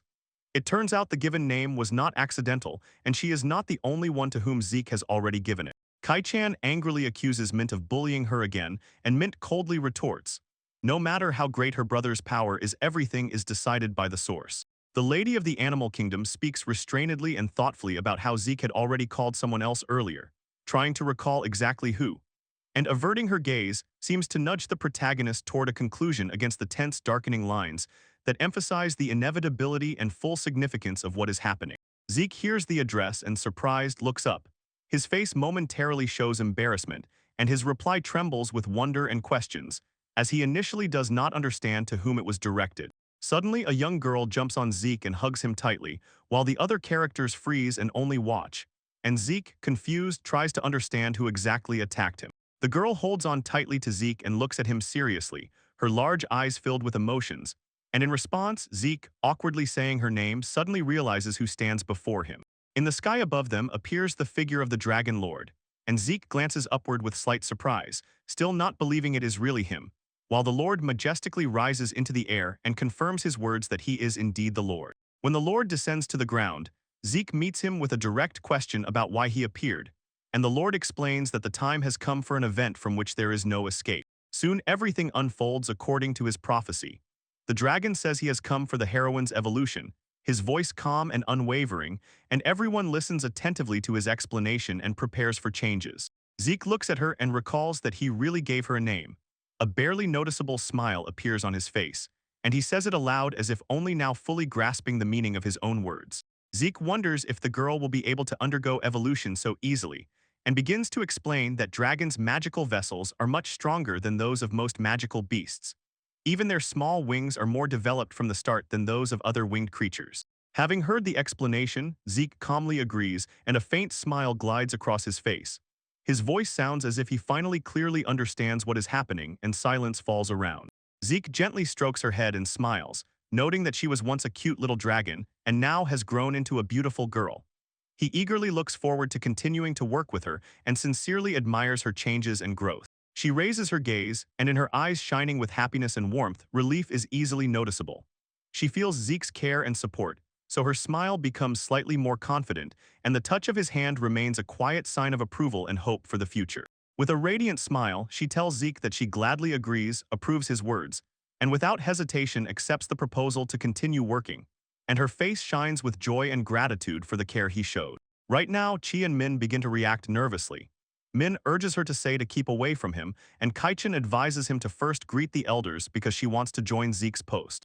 Zeke barely smiles and looks thoughtfully at the girls, noticing their nervousness, and at that moment the Lord laughs as if noting that his presence pressures the people nearby. She shudders from surprise when Zeke says they will monitor her evolution, and is even more amazed realizing that now Zeke himself controls her development, so she noticeably worries and tries to compose herself. Zeke calms everyone down, explaining that they do not remove responsibility for her, but her development requires a stimulus and he will provide it. Everyone understands how serious this moment is, and a tense silence reigns among them. Alina nods and rejoices for her, sincerely pleased with her success, and everyone in the scene continues to watch silently, understanding how important this moment is for the little dragon. She quietly trembles and, holding tightly to Alina, shyly confesses her affection, and Alina is momentarily lost by such a surprise, but her face immediately lights up with joy and slight confusion at such sincere attachment. Observing everything, Overlord notices. The friendship with the demon princess did not arise by chance because she stays close to Zeke, and this development would not have happened without his support and influence. When asked if he has heard about Onigashima Island, Zeke looks up puzzled and answers that he has never heard of it, and the interlocutor immediately enthusiastically begins to tell about the place. The dragon explains that it is a picturesque small island in the southern seas, full of magic, and even mentions a place where she can swim, causing Zeke to look at her with undisguised surprise. Zeke approaches Mint and asks if she has heard anything about the island. Mint nods and explains that the place is known for its tourist routes and pilgrimages to the so-called places of power. The dragon notes that recently strange rumors have been circulating. Supposedly the island has become dangerous, and Mint barely frowns as she says this, not averting her gaze. The dragon tries to calm them down and says that he recently saw the island with his own eyes, so he is sure. Everything there is just as quiet and beautiful now, and Mint agrees with a quiet, forced smile and apologizes for her mistake. It's hard to argue with one's own vision. The experimenter witness dragon concludes the conversation with categorical confidence. She will definitely like the island, and he suggests the group go there themselves if they really want to. Mint accepts the offer with relief. Splitting up a bit will be useful for Zeke and his tired brother, and against this idea everyone nods enthusiastically, ready to set off each with their part of the plan. Tiffany shines with joy before the upcoming trip and assures that everyone will go together, so she can hardly wait for that moment. They approach Olna and ask if she will join them, which surprises and embarrasses her. She clarifies if they are really sure that she should support them. T happily extends a hand to Olna, says they are friends and will have a great time together, so invites her to the fun without any hesitation. With impressed eyes, Olna asks again if she can really be their friend, and in her gaze one can see exciting feelings, a new and thrilling sensation. Zeke confidently states that on the way he will continue training Olna, since the training is not yet finished, and everyone else gladly agrees. Happy and touched, Elaine with tears of joy in her eyes smiles and says she agrees to go with her. Calmly but with serious faces, they warn Elaine about the rules. Not to look away from their eyes, and they need to constantly watch each other. The Lord Dragon makes the final decision about the trip to the island and states that a boat or other transport will be needed for the journey. But the Lord Dragon has already taken care of it in advance. He asked friends to find them a means of transportation, and suddenly a huge dragon appears. Zeke nods to them gratefully. While the team sets off, Elaine happily says goodbye to her father, and Zeke confirms that he is ready. The father smiles and asks to take care of her and have a good time. The narrator concludes the story, recalling that this is how she flew with Zeke and others to Onigashima, that mysterious island mentioned.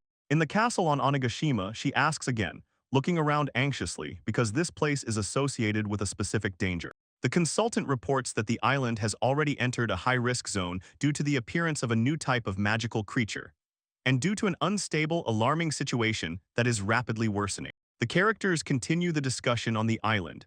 The Dragon Lord Elrond, with a confident smile, says he has heard similar talks from his acquaintances and has seen the island himself, and at that time noticed no troubling signs. The commotion in the hall intensifies when Queen Sophia asks him to specify the time, and Elrond pauses for a moment, trying to recall exactly.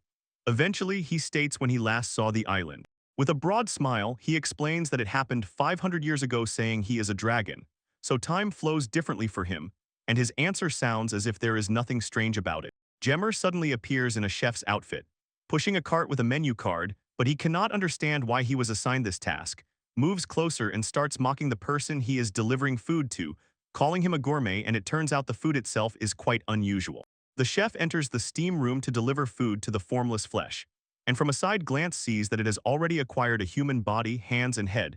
He freezes, surprised, trying not to attract attention. Then the monster looks somewhere and angrily utters a name. The name is Zeke. At that moment, a huge king appears in a furious whirlwind. A frightening figure, a threatening face, and wide-open eyes, he shouts Zeke angrily, waves his arms threatening everyone around, and holds a plate. While he firmly holds the plate, the group of heroes flies through the air, and Zeke cheerfully reports that he already sees land ahead waiting for a quick descent. They make a quick landing, and on the horizon, the silhouette of the mysterious island Onigashima is clearly outlined. So one of the heroes asks if this is really the same island they were heading to. When the group successfully arrives, they gratefully address the huge dragon for transportation, and he replies that it was no trouble at all to get them there. The dragon involuntarily tenses. He feels anxiety hovering over the island and warns the heroes to be cautious because there is a strange, restless trembling troubling the entire territory. Zeke leans toward the dragon in surprise and asks what exactly anxiety he felt on the island, trying to understand where this anxiety came from. Maint carefully gazes at the island and notices that there is not a trace of the resort atmosphere that the Dragon King had described instead. She feels that something strange is hiding nearby. They feel uneasy about this. The girls also sense a strange smell in the air, and T suddenly notices something in the distance and draws the others' attention, so everyone looks there.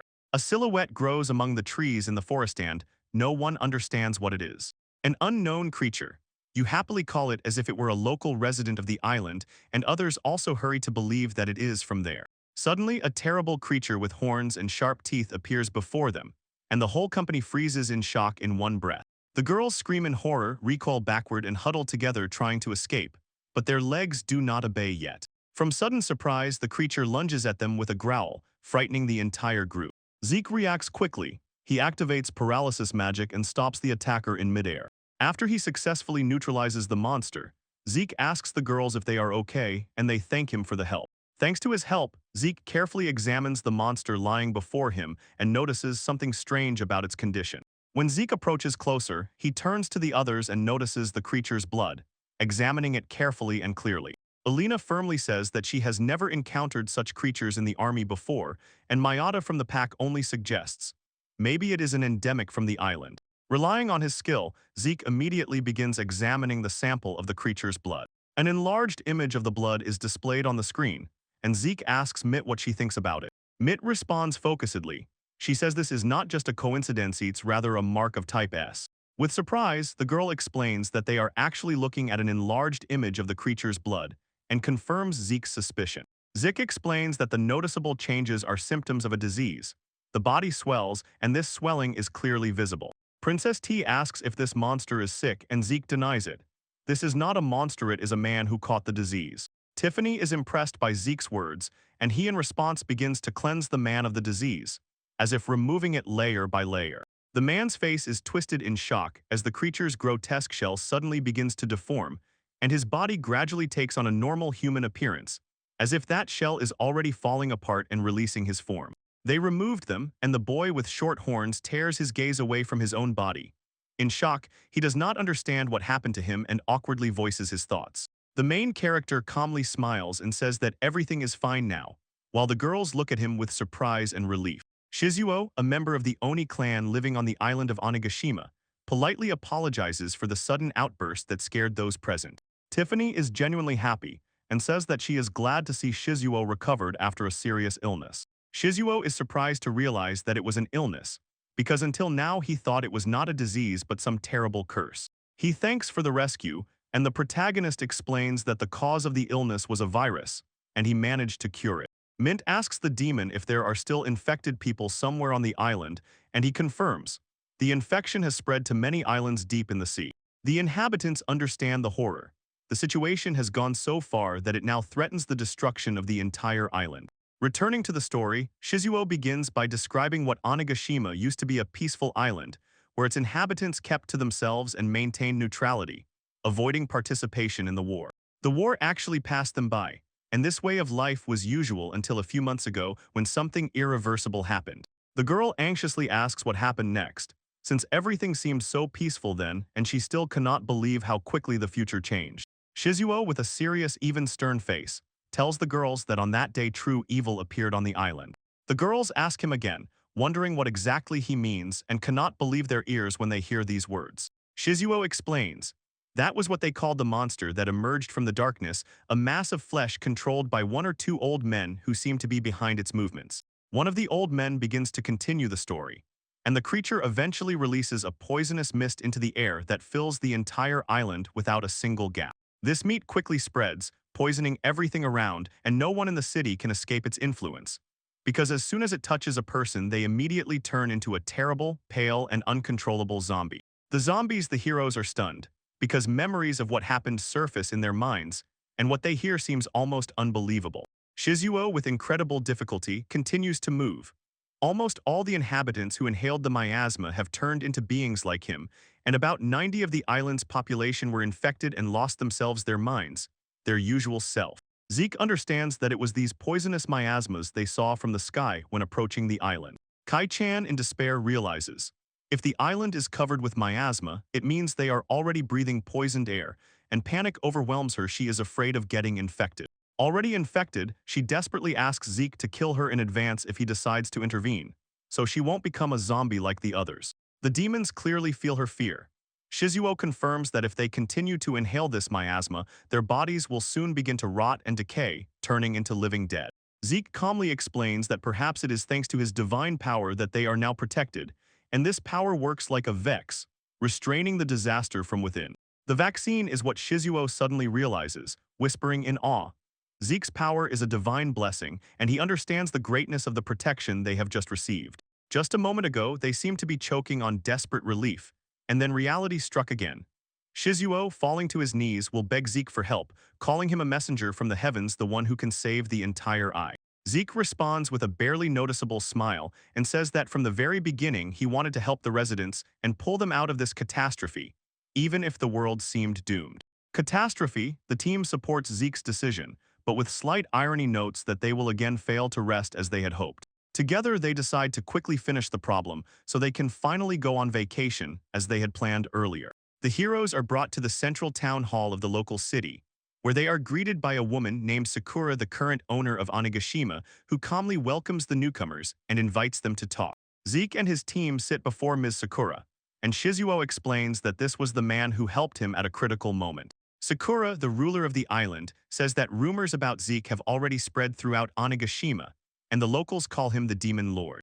Dressed in white, Zeke smiles but asks in surprise where his strange nickname came from, while his comrades happily emphasize that it sounds incredibly cool. Shizuo apologizes to Zeke for rudeness, sincerely believing that Zeke is special, and Zeke calmly says that it's okay, since in that state he himself could do nothing.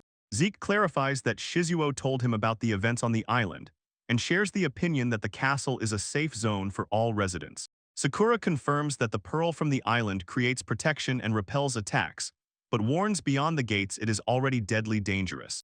Hearing these words, Zeke sharply realizes that the situation is much worse than he had imagined before this conversation. Outside a crowd of infected who have already turned into terrible zombies, and Shizuo happily welcomes their appearance as if he led them to a place where they no longer pose a threat, while Elena anxiously thinks that these scenes are a real nightmare, especially for Shia's training. Sakura, feeling that Zeke managed to heal someone, freezes in surprise and asks again, "Is it really true? Are there really medicines?"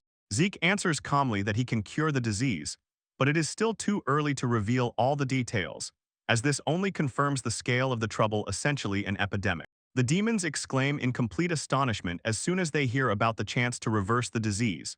Their faces light up with shock and disbelief, because what was said sounds incredible to them in this hopeless situation, and they did not even expect to hear words of support. Zeke calmly explains that he is not sure if he can completely reverse the disease, but assures the most important thing, he is capable of healing everyone. And Tiffany enthusiastically picks up on this, calling him magnificent. The demon whom Zeke saved earlier nods and confirms that he was once a zombie, but was cured, so now everything is back under control, and his calm confidence makes the atmosphere in the room more measured. Sakura shudders at the demon's confession, cannot immediately believe what she has seen, and then slowly comes to the thought that everything he told her is true. And because of this, her ideas about the disease and the chance for treatment are turned upside down. Two elder demons admit that the mistress made the right decision by not allowing the infected to be destroyed, and explain that the prolonged siege of the castle where they were sitting was ultimately justified, because now there is a real chance to save everyone. Zeke frowns slightly and clarifies what exactly the advisors mean when they call the siege right, because he wants to understand their logic. Until now, he did not know all the details of what was happening on the island and the decisions that were made. The elders respond that for 3 months they have not waged war against the zombies. By the lady's order they restrained themselves and did not kill, even when it threatened them. And in these words it is clearly heard that at first the lady believed there could be another outcome. The girl asks in surprise if they really were under siege all this time and held the castle, and how they managed to survive in such a difficult, prolonged situation when the threat of dangerous infected lurked around. The lady explains that they did not have accurate information about the state of the zombies. Many were either already dead or had completely lost their will and turned into mindless puppets of the disease, so there was no choice but to defend and not give up. One of the demons, turning back to the lady, offers to voice a request. He says that perhaps only those who have already arrived are able to give them the urgently needed help, since they know how to cure the ailment that struck the islands and settled within their walls. The girls whisper excitedly, noting the kindness of the ruler, marveling at her gentleness and generosity. Such rarity does not occur among rulers. Sakura sadly admits before all the rulers that she was actually naive. Her decision to postpone everything turned out to be unwise and only worsened the situation. She reproaches herself for not being able to distinguish what needed to be preserved and what should be discarded, and understands. For a politician, such ignorance looks like a fatal mistake. Zeke, trying to cheer her up, shows that it was precisely her kindness that attracted people, and sincerely sees nothing wrong in this. And when the elder demons hear his words, they are touched and rejoice that he correctly understands the reason for their loyalty to the Lord. Zeke gathers his spirit and loudly declares, since he is already here, everyone can relax because he will definitely heal everyone. At night, Zeke climbs onto the castle roof to assess the situation, and cautiously peeks outside through the landscape shrouded in toxic miasma. Using his ability to analyze, Zeke combs through the entire territory, and before his inner vision unfolds a clear image of the infection spreading around.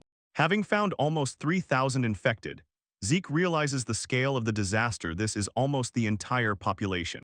While others watch from below with anxiety in their eyes, his younger sister explains. Zeke is assessing how far the disease has spread to determine the necessary treatment. In Shizuo, the ladies are impressed by Zeke's abilities, and their amazement grows because he is able to cover an entire island at once. This seems impossible. Zeke's sister proudly confirms that this is indeed so.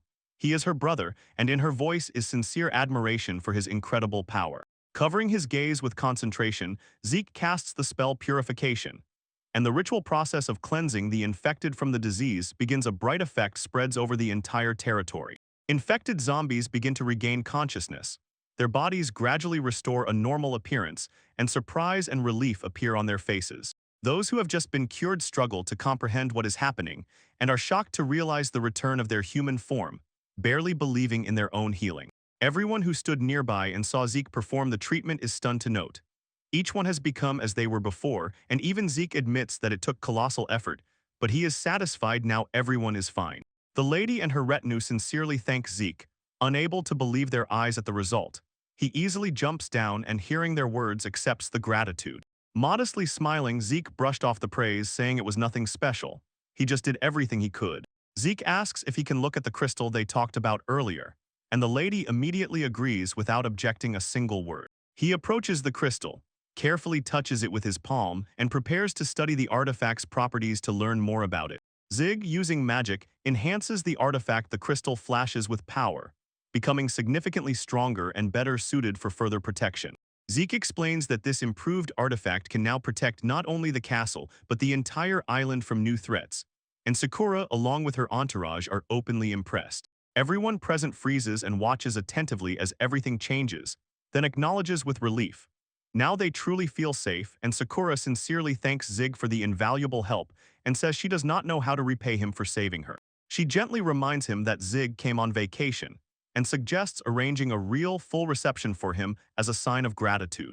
Secretly shy, she says it would be wonderful to hold a heartfelt celebration if he does not mind, and Zeke noticeably blushes from the overly ambiguous tone. Suddenly Kai-chan and Tai abruptly interrupt the conversation and prevent them from coming closer, demanding to keep their distance.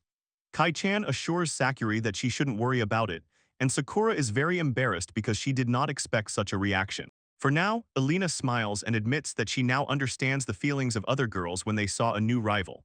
And Mint picks up her words and looks at the girls with confused incomprehension. Shizuo runs up to his lover and whispers a warning. She should be more careful so that her behavior does not tempt the boy too obviously. She quietly blushes and explains that she just wanted to show them the island. Zig chuckles and says that now everything is calm, literally shining with happiness because he really managed to heal the island's inhabitants. On the island, his goal is simple: to find the source of the infection. But suddenly one of the elder demons screams wildly and orders the lady to look outside, stirring everyone into anxiety because of what happened there. The heroes go out onto the balcony and tilt their heads to the sky, overwhelmed with wonder and fear at what is happening there. They observe a strange creature approaching from afar, and everyone aims and watches the demon warily, not understanding where he came from until he appears again right on the spot, covering everyone with surprise and anxiety. The main character quickly reports that the island is cleared, and the artifact restrains the energy but still warns. The threat has not yet been completely destroyed. 4 of those present turn away disgustedly upon seeing this demon, and more people notice the strange behavior of the creature. It behaves differently than last time, so the anxiety among those present grows like before a storm. The demon roars and emits torn, unnatural sounds, and his body twists in waves as if he is trying to be reborn, creating a new, even more dangerous form for himself. Suddenly a hand grows out of the demon's body, tearing space with a powerful jerk.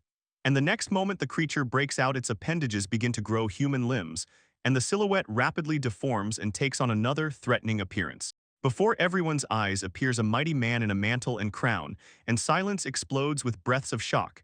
Everyone is stunned because this appearance feels like something new, and much more dangerous than what was before. Enemy, in a moment it becomes clear that this is not just a demon Rogel, and he addresses Zig with a warm, eerily familiar intonation, saying how much he missed him. Rogel suddenly freezes in surprise. He cannot believe his own eyes, and the rest of the heroes involuntarily stare at what they see, completely shocked. The girls confirm with horror that this is indeed King Jayatanya Rogel. Only his appearance has changed too much, because before he was much fatter and stockier, and everyone feels how his metamorphosis strikes to the bone. Zig confidently says that the crown and beard give the answer. Before them is Rogel. Rogel joyfully greets Zig, saying he did not expect to see him in such a place. His voice sounds strange, and his eyes blaze with threatening energy, which makes it uneasy for the one who is already starting to feel pressured.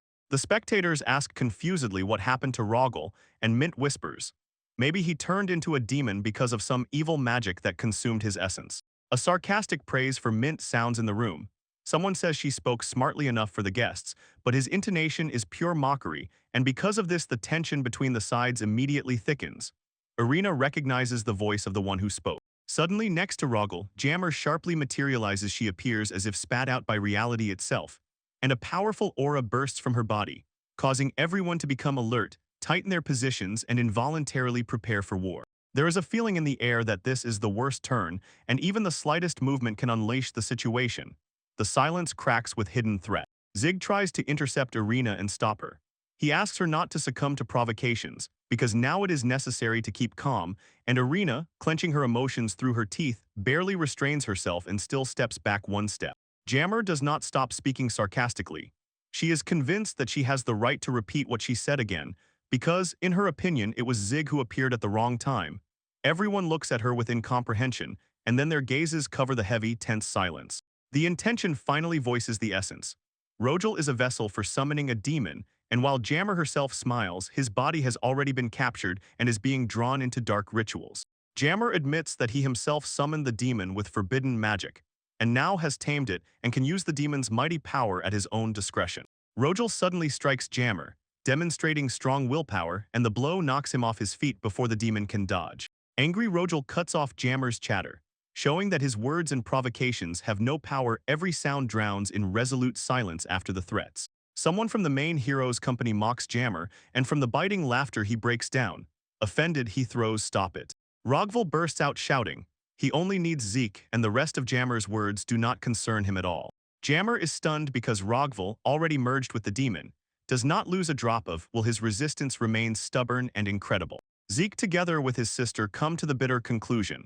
Rogval has become a victim of a parasitic demon that has taken over his body. With an expression of firm determination, Zeke declares that he has a personal score to settle with this demon, and it must be settled once and for all. But despite everything, Zeke restrains himself and reminds. Rogval is still his patient, so he is obliged to come to his aid. To help, the demon suddenly recognizes Zeke's voice, who is shouting his name, and surprise instantly turns into tense alertness. Zeke calmly but confidently points to himself, as if saying that he himself will intervene and continue this fight. Rogel looks at his opponent with a predatory smile, a crooked grin, and his eyes reveal cold readiness for battle. Rogel smiles contemptuously and asks Zeke if he really intended to stay alone with him, to which Zeke answers evenly and calmly that this is not the case at all. Nearby on the slope, his comrades whisper anxiously. The enemy is a demon and they fear for Zeke, but he assures them that he will manage on his own and asks them not to interfere. Doubts nest in Rogel. When you look at Zeke, memories of the past surface because their paths have intertwined too closely. He remembers how he used to feel only anger towards Zeke until a glance at him awakened in memory what had been hidden in the shadows for years. Rogel's gaze slides toward Zeke, and he reflects on what Sieg has that he did not, and why people turned away from him and followed Vet. Sieg is silent, not answering this difficult question, and his face remains cold and impassive. But Rogel finds the answer power, and a new mighty energy begins to awaken in his body. He firmly realizes, wealth and power are worthless without strength, because only it gives true authority and makes others respect you. The protagonist recalls how Rogel ruled, and with what contempt he treated his subjects, and the people's hatred of the former king seems entirely justified. King Rugel, filled with demonic power, wildly charges at Sieg, shouting that he has the right to lead people and accept the power of darkness for his own might. But Sieg calmly replies that no agreement will be reached and continues taking notes as if the spoken enemy does not exist at all. The king aims a powerful strike, and a stream of energy flares around him, but the fist is stopped by an invisible barrier before it touches the target. Rootkil, shocked, opens his eyes wide and cannot believe that this is happening, and that it is even possible to break through such a defense. Zig calmly notes that the demon's influence has already reached Rugel's brain. As a result, his speech became incomprehensible and his memory clouded, and he records observations in a notebook. Rughill freezes in shock, not believing that his devastating blow was survived by this man, who looks so unremarkable. Zig asks Rugel to state his name, and he laughs in response and waves it off, as if saying no need, his name is already known to everyone. Everyone reacts in turn with amazement. Rugel proudly introduces himself as Rugel III, king of the kingdom of Jatania, and boasts a grotesque demonic hand with an eye. Zig, noting what he heard, concludes that the patient's consciousness is still intact, and he enjoys diagnosing the old-fashioned way like in the good old days. Rugel rages wildly, breaking into memories of how everything was fine until Sig supposedly destroyed everything, and again rushed forward into attack, completely consumed by fury. A deafening explosive wave rolled out. Rugel again tries to attack the main hero with a hail of powerful blows, while Zeke stands unshaken and calmly repels every assault. Distant spectators begin to guess what is happening.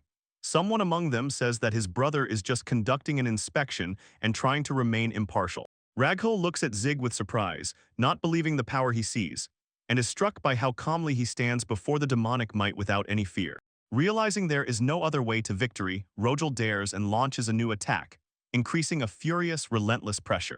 With a loud scream and full determination, Rojal tears forward, demonstrating how his rage and unconditional desire to win at any cost grow within him. He begins to scream as soon as the demonic power covers him, as if the sounds burst out along with the dark energy. Rojal reveals all his demonic power. He spreads his wings, and from the darkness on him flashes a multitude of eyes, and it looks like his true royal strength. Zig watches him calmly and concludes. Before him is not just an infected human, but a parasitic demon that has completely dominated the host. While preparations for a counterattack continue, Zig strikes with his palm. With one precise movement he deflects the enemy's attack, and his gesture cuts off one of the demon's wings. Rojal is completely confused. The king looks at the opponent with surprise, because he stands before demonic power without any fear and not even the slightest anxiety. The doctor speaks simply and easily, as if summarizing his own actions, and continues the attack against the demon, while the power still holding around him slowly fades. Rogel shockingly realizes that he is defenseless. He stands amid the fading remnants of his former mighty powers, and this realization catches him instantly. Rogel finally becomes powerless, hangs in the air and freezes in complete shock, as if his movements have stopped forever. Shock tears his thoughts apart. He is just beginning to understand what exactly happened to them, and the realization hits like a wave right in the heart. The hero, smiling, says, "That's all," finishes the series of attacks, and maintains composure after the entire fight. On Rogel's head a tiny demonic coin lata twitches comically, and the king calls him by name, confused because he does not understand what exactly happened. It is then that the doctor unexpectedly approaches the stunned Rogel, and the king flinches. He clearly did not expect such an appearance and sharply reacts to the doctor's voice. Without losing composure, the hero speaks about the final touch and with one light finger movement neutralizes the parasite, destroying it once and for all. The parasite flies upward as if thrown from the spot. The king freezes in shocked amazement, realizing the complete defeat of his demonic essence. The onlookers silently watch until the creature disappears from their sight. The small body of the demon falls to the ground, spins in the air, and finally takes its natural form. He softly lands on the ground, and the last forces in the body gradually fade away. Rojal regained consciousness, and the doctor greeted him with relief, saying, "Oh, you woke up, old man," confirming that he was himself again. King Rojal, still shaky after the fall, barely regains consciousness, and his face fills with complete confusion. He cannot find words. Gradually, waves of emotion overwhelm him, and he cries loudly, no longer restraining himself, so those watching notice primarily his tears. Jammer freezes in shock. What he has seen finally breaks him, and he realizes that Payman's incredible power, amplified by human greed for power, has already been neutralized by a terrible blow. Calmly, Zeke shifts his gaze to Jammer, the new enemy, and in Jammer's mind clicks the realization. Now it's his turn. Choking on panic, Jammer hurls curses and tries to piece together the picture of what is happening, but feels everything is going sideways, and with every second it only becomes more dangerous. Unwilling to give up, Jammer summons a huge skeletal dragon filled with bony thunder and rushes forward to erase his opponent with one devastating blow. But Zeke remains unshaken. He activates cleansing magic and directs it at the summoned monster, feeling neither fear nor doubt. And under the spell's effect, the dragon radically changes from a terrifying creature. It transforms into a friendly and cute being. Jammer stands frozen in shock, not believing his own eyes as he sees the dangerous creature turn into a safe patient. Zeke, as an experienced doctor, exhales with satisfaction after successful treatment and wonders. Are there really still those who need urgent help? Meanwhile, one of the spectators of the scene teases Jammer, reminding that one dragon was clearly not enough against Zeke. The hero decisively shifts his gaze to the enemy and takes control of Jammer, as if to make it clear. The next move will already be his action. Jammer, wasting no time, flees the battlefield, unfolding a teleportation map and disappearing in a flash of transition. The entire squad finally returns to the main hero, and they exchange brief phrases about how the barrier against teleportation will no longer spoil anything. Eventually, one of the girls quietly explains, Jammer is too strong an opponent whom neither she nor her father could ever resist. Another of the foreign children, Zeke, constantly judges everything only by his own strength, regardless of how hard it is for others, and Mint jokingly emphasizes that this is the beauty of her brother.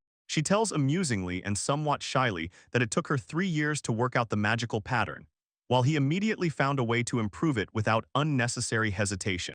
Zeke laughs and suggests dropping the question, as he does not want to continue talking about his own achievements.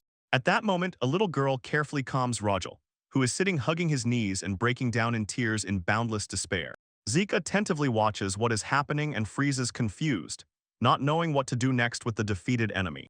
Rajal lies on the ground, regrets what happened, and bitterly admits his guilt to Zeke. Heroes silently watch the king. After the cleansing, he looks renewed and calm, as if he has shed a heavy burden from his shoulders. The king finally admits that he once considered Zeke a worthless slacker who wasted energy caring for animals. Realizing the true strength of the protagonist, he regrets his past judgments and marvels at Zeke's hidden abilities, while Zeke guiltily looks away and modestly dismisses the praise.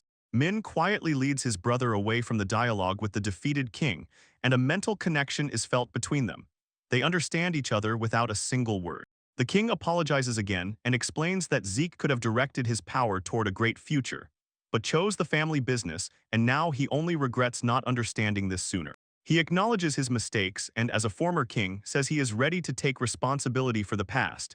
And Zeke replies that it is all behind them now, showing forgiveness and warm kindness to the repentant ruler. Moved by forgiveness, the king cannot hold back tears and, finally feeling incredible relief, seems to shed a heavy stone of guilt from his shoulders. He exclaims that everything has finally ended well and, clasping Zeke, holds him even tighter in a surge of gratitude. Tiffany rejoices that everything ended happily. One of the muse companions reflects on how the demon's cleansing could have touched the king's heart and changed him, and Zeke replies, he will not use power to forcibly change consciousness, even if it were possible. Chi apologizes even for the very thought of such cruelty and comforts Kai-chan. He tells her that he knows she has a good heart, and that her apology to him is not in vain.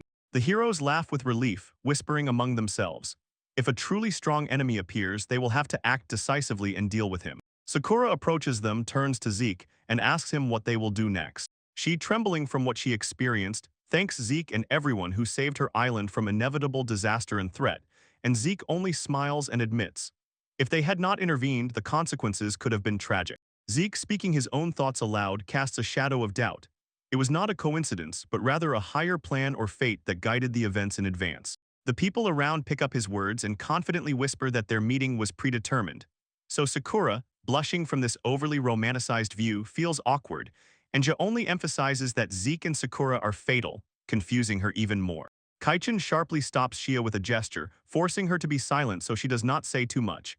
And jealousy boils in her gaze, but Mint instantly breaks the tension with words that it is all over now. She has already changed into beachwear, gazing into the bright light and sea, and hopes that her brother will finally be able to take a vacation to properly rest. She hopes that they will finally be lucky enough to be alone to the surprise of everyone else. Meanwhile, everyone notices that Zeke has disappeared, and he sees Sakura offering to take him to a sacred place, squeezing his hand and saying she can show him many important places since she is from the royal family. The sister anxiously realizes that she has a dangerous rival, and the other girls rush forward, heatedly arguing about what would be fair. The characters play on the beach, and one of the girls, as if ignited with energy, loudly announces her arrival to the sea and shows how sincerely happy she is about the celebration. So the atmosphere becomes light, carefree, and festive. They discuss the vacation, and the girl in the swimsuit explains that now is the time to relax and enjoy the moment, which makes the others surprised by her frivolous beach outfit. Chai notices, only Mint knows how to prepare vacations of this level, and at that moment Chai, Irina, and Yakum rush in swimsuits, admiring the wonderful sea views and enjoying nature. The girl with ears explains that she used magic to change her clothes and even her appearance, and the rest of the heroines look at her skills with surprise and enthusiastically note how convenient it is to be a sorceress. Another heroine boasts that she can change the shape of clothing by manipulating threads, and Chai, a bit irritated, decides not to control it instead. She just plays with the turtles. But suddenly the threads come to life, rapidly wrapping around Kaichin and squeezing her image, and fear overwhelms the girl. She does not understand what exactly is happening to her clothes. The clothing transforms into a dress, and now both girls look the same. Although the situation is awkward, Kaichin thanks her friend for the help, sincerely pleased with the result. Sakura presses against Zeke in an embrace, admiring the spiritual path and the powerful magical energy of this place, while Kai looks sharply offended and angry. A minor quarrel flares up between the heroes on the grounds of jealousy, One of the heroines reproaches the other, saying that she constantly tries to take everything for herself. The man remains calm and explains that everything happened accidentally because of the slippery floor. And Kai, even more inflamed, declares that he simply does not understand women. Je suddenly feels a strange energy that abruptly stops in the middle of the road, and everyone instantly turns their gaze to her, waiting for an explanation.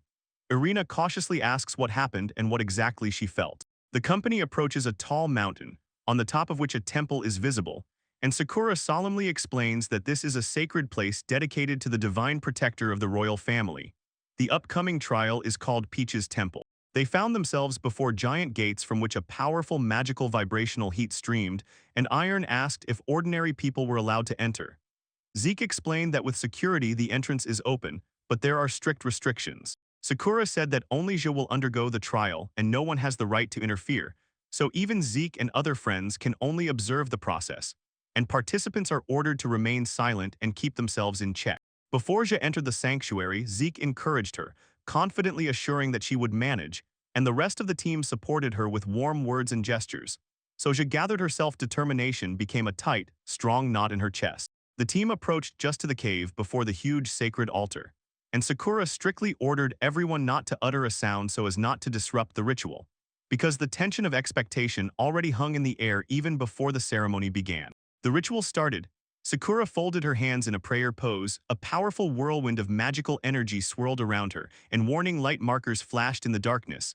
Then her voice echoed, picked up by Princess Peach calling her to come to them.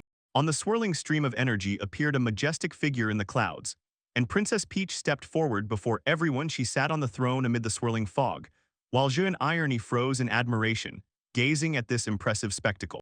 Princess Peach looked at the gathered crowd and noticed that the ceremony had not yet begun.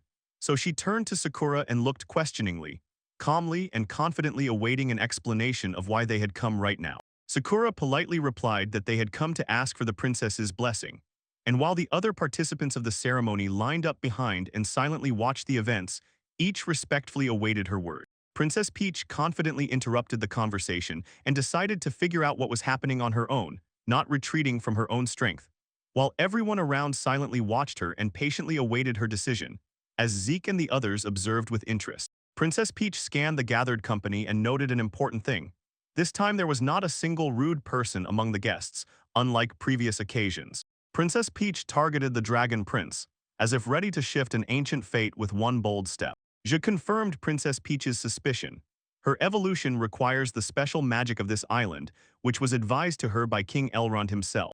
Princess Peach mentally spoke aloud, although she had long been underestimated and confidently believed that helping the dragon race was an honor and an exciting challenge. Hearing the remark about his frightening nature, the deity nodded and smiled, calling Chai to prepare for the trial while Chai herself trembled with fear. Princess Peach recalled the exquisite rituals that always accompany such moments, and with tension checked if everything was already ready. Je took out boiled rice balls, Princess Momo's favorite treat, and because of this, Momo herself joyfully shone, as if the world became softer and warmer for a moment. Momo jokingly reproaches that she is too easily lured by sweets, and her friends giggle in response. As if that's always what happens, just offer something tasty. Momo admits that she used to just give meaningless tasks, but with a dragon child she had to be extremely careful so that no one was put in danger.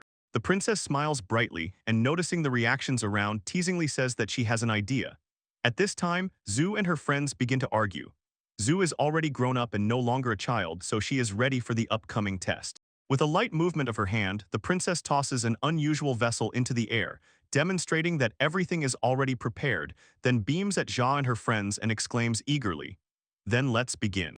The princess, with a glass in hand, smiles cheerfully and invites everyone to drink together, her playful tone hiding a hint of the trial she is preparing for Ya. Under the gaze of this smile, she looks at the princess in surprise and, accepting the unexpected offer to drink, asks what kind of exam awaits her next, for there is doubt in her eyes. The princess explains the rules. If the first to fall unconscious from the drink is Ya, she wins and will gain magical abilities, but if the princess wins, the consequences have not yet been announced. One of the companions objects and says that children like Joe should never drink what children like, but he is immediately interrupted by another with irritation, asking him to be quiet while the princess maintains an indifferent expression and calmly observes. Calling the drink the peach nectar of immortals, the princess emphasizes that it is one of her most precious relics but reassures. It contains almost no alcohol, so she invites everyone to try it. Chia takes a few sips, and at that moment a small explosion occurs, causing everyone around to freeze in shocked silence. Kai-chan loudly exclaims that this drink is like poison or even gasoline and clearly cannot believe how sharp it is, while Princess Momo laughs even louder, enjoying their reactions. Others try to explain the strange taste. Some barely feel it, while others immediately note the sharpness, and finally the theory arises that the perception of the drink depends on the level of magic in each participant's body. Princess Momo calmly replies that everything is correct. Chia has an extremely weak magical vessel, so that drink instantly overwhelmed him, and Chia is outraged and reacts sharply to the words about the pathetic magical vessel, asking who exactly Momo was addressing, after which Momo slyly smiles and innocently clarifies whether she meant that Chia was lying. Chia does not give up, energetically finishes her own portion, drains the drink literally to the bottom, and demands more, while everyone is impressed by her endurance, whereas Princess Momo admires the strength of her insatiable thirst. After the refill, Zhe becomes strangely tense and trembles, but still assures everyone that she is fine. At the same time, she notices that the mother's milk has become even stronger. Momo laughs out loud, not believing that her drink can be compared to dragon's milk, and is proud that this her treasure now has even greater value. Someone from the group asks if this drink is alcoholic, and Momo, laughing, replies that the content has changed a bit, so she suggests everyone drink. The evening by the campfire unfolds warmly and casually. The group enjoys conversations and calm.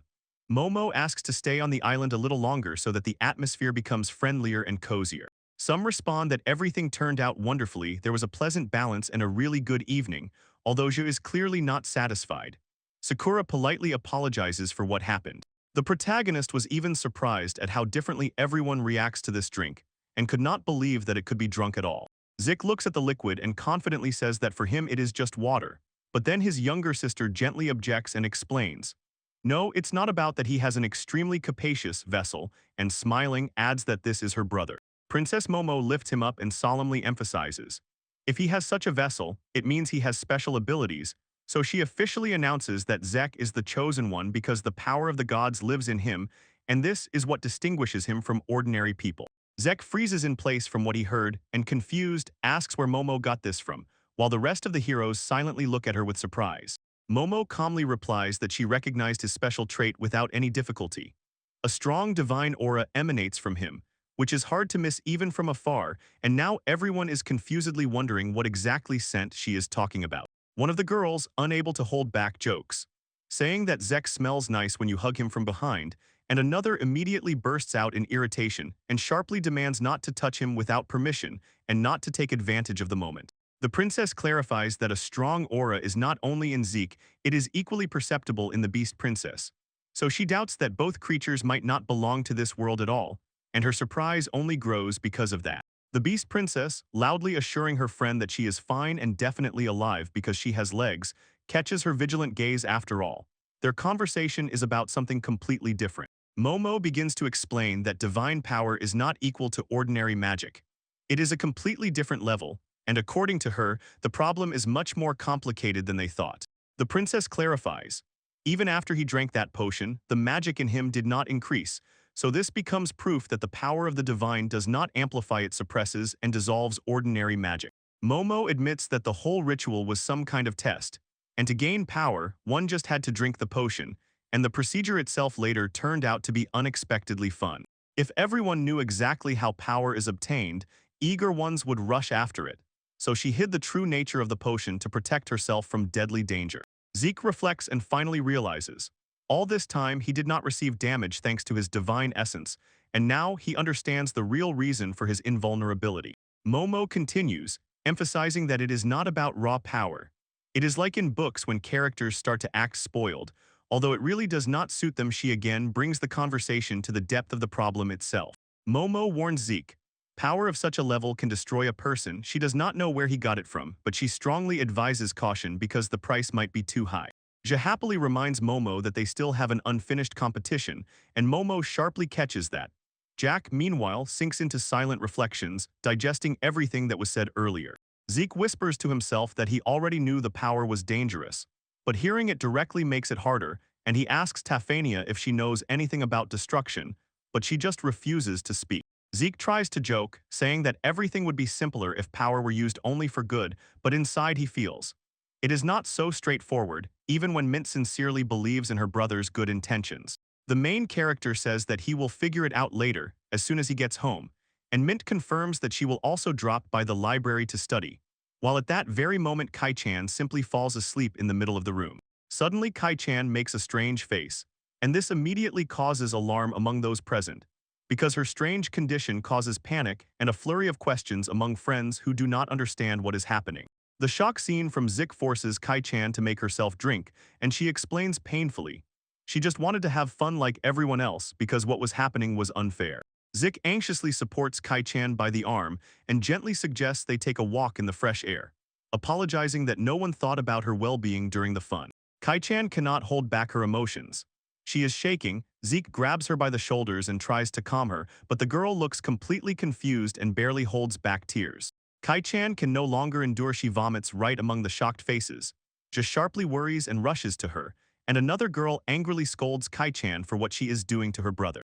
In the castle of the demon Lord Rouge, Jemmer stands motionless by the wall and is extremely nervous, as if afraid to announce bad news. He stammers while reporting to his master in the throne room about a new malfunction of the operation, and Rouge clenches his fists in disappointment. There is still no result. The demon justifies himself by saying that the power of Lucis was actually not the problem. It was just that Zeke's power turned out to be too great even for a super magical creature. The Lord reassures him. Mistakes happen, so this time he is forgiven, and the main thing is to make an effort next time. The exalted demon thanks him, shining with unexpected mercy. But punishment will still come, at least for appearances, so that the subordinates do not have time to think about the weakness of power. The demon lord, with a single gesture of his hand, launches a magical attack, and the demon realizes in horror. There is no way to leave here without consequences. A mighty impulse of magic strikes the demon in the chest. He lets out a scream of pain and immediately realizes how cruel the punishment will be. Rouge tosses Jammer into the air. The old demon whispers his last words as his body begins to disintegrate under the pressure of powerful energy, while Rouge coldly looks through the suffering, holding an open book and showing no mercy. Rouge utters Morse, and the demon disintegrates faster and faster. His face distorted with pain, but he tries to say something pleading for mercy, though his strength leaves him before their eyes. Rouge releases the old demon, and he falls to the ground and no longer moves. Noticing the silence after the torment, she calls his name with slight surprise, gazing at how the last life flickers in his eyes. Jammer's body is dead, and there is bitter surprise in this, as if he did not believe he could fall and die from what seemed to him a minor blow. He certainly did not expect the end. Rouge gives the order, barely quickening her breath in response to the delay. Her voice is calm. She asks to remove the body, but no one responds to her words, so the silence becomes even more oppressive. Silently, Rouge watches as one event after another unfolds and records everything in her mind.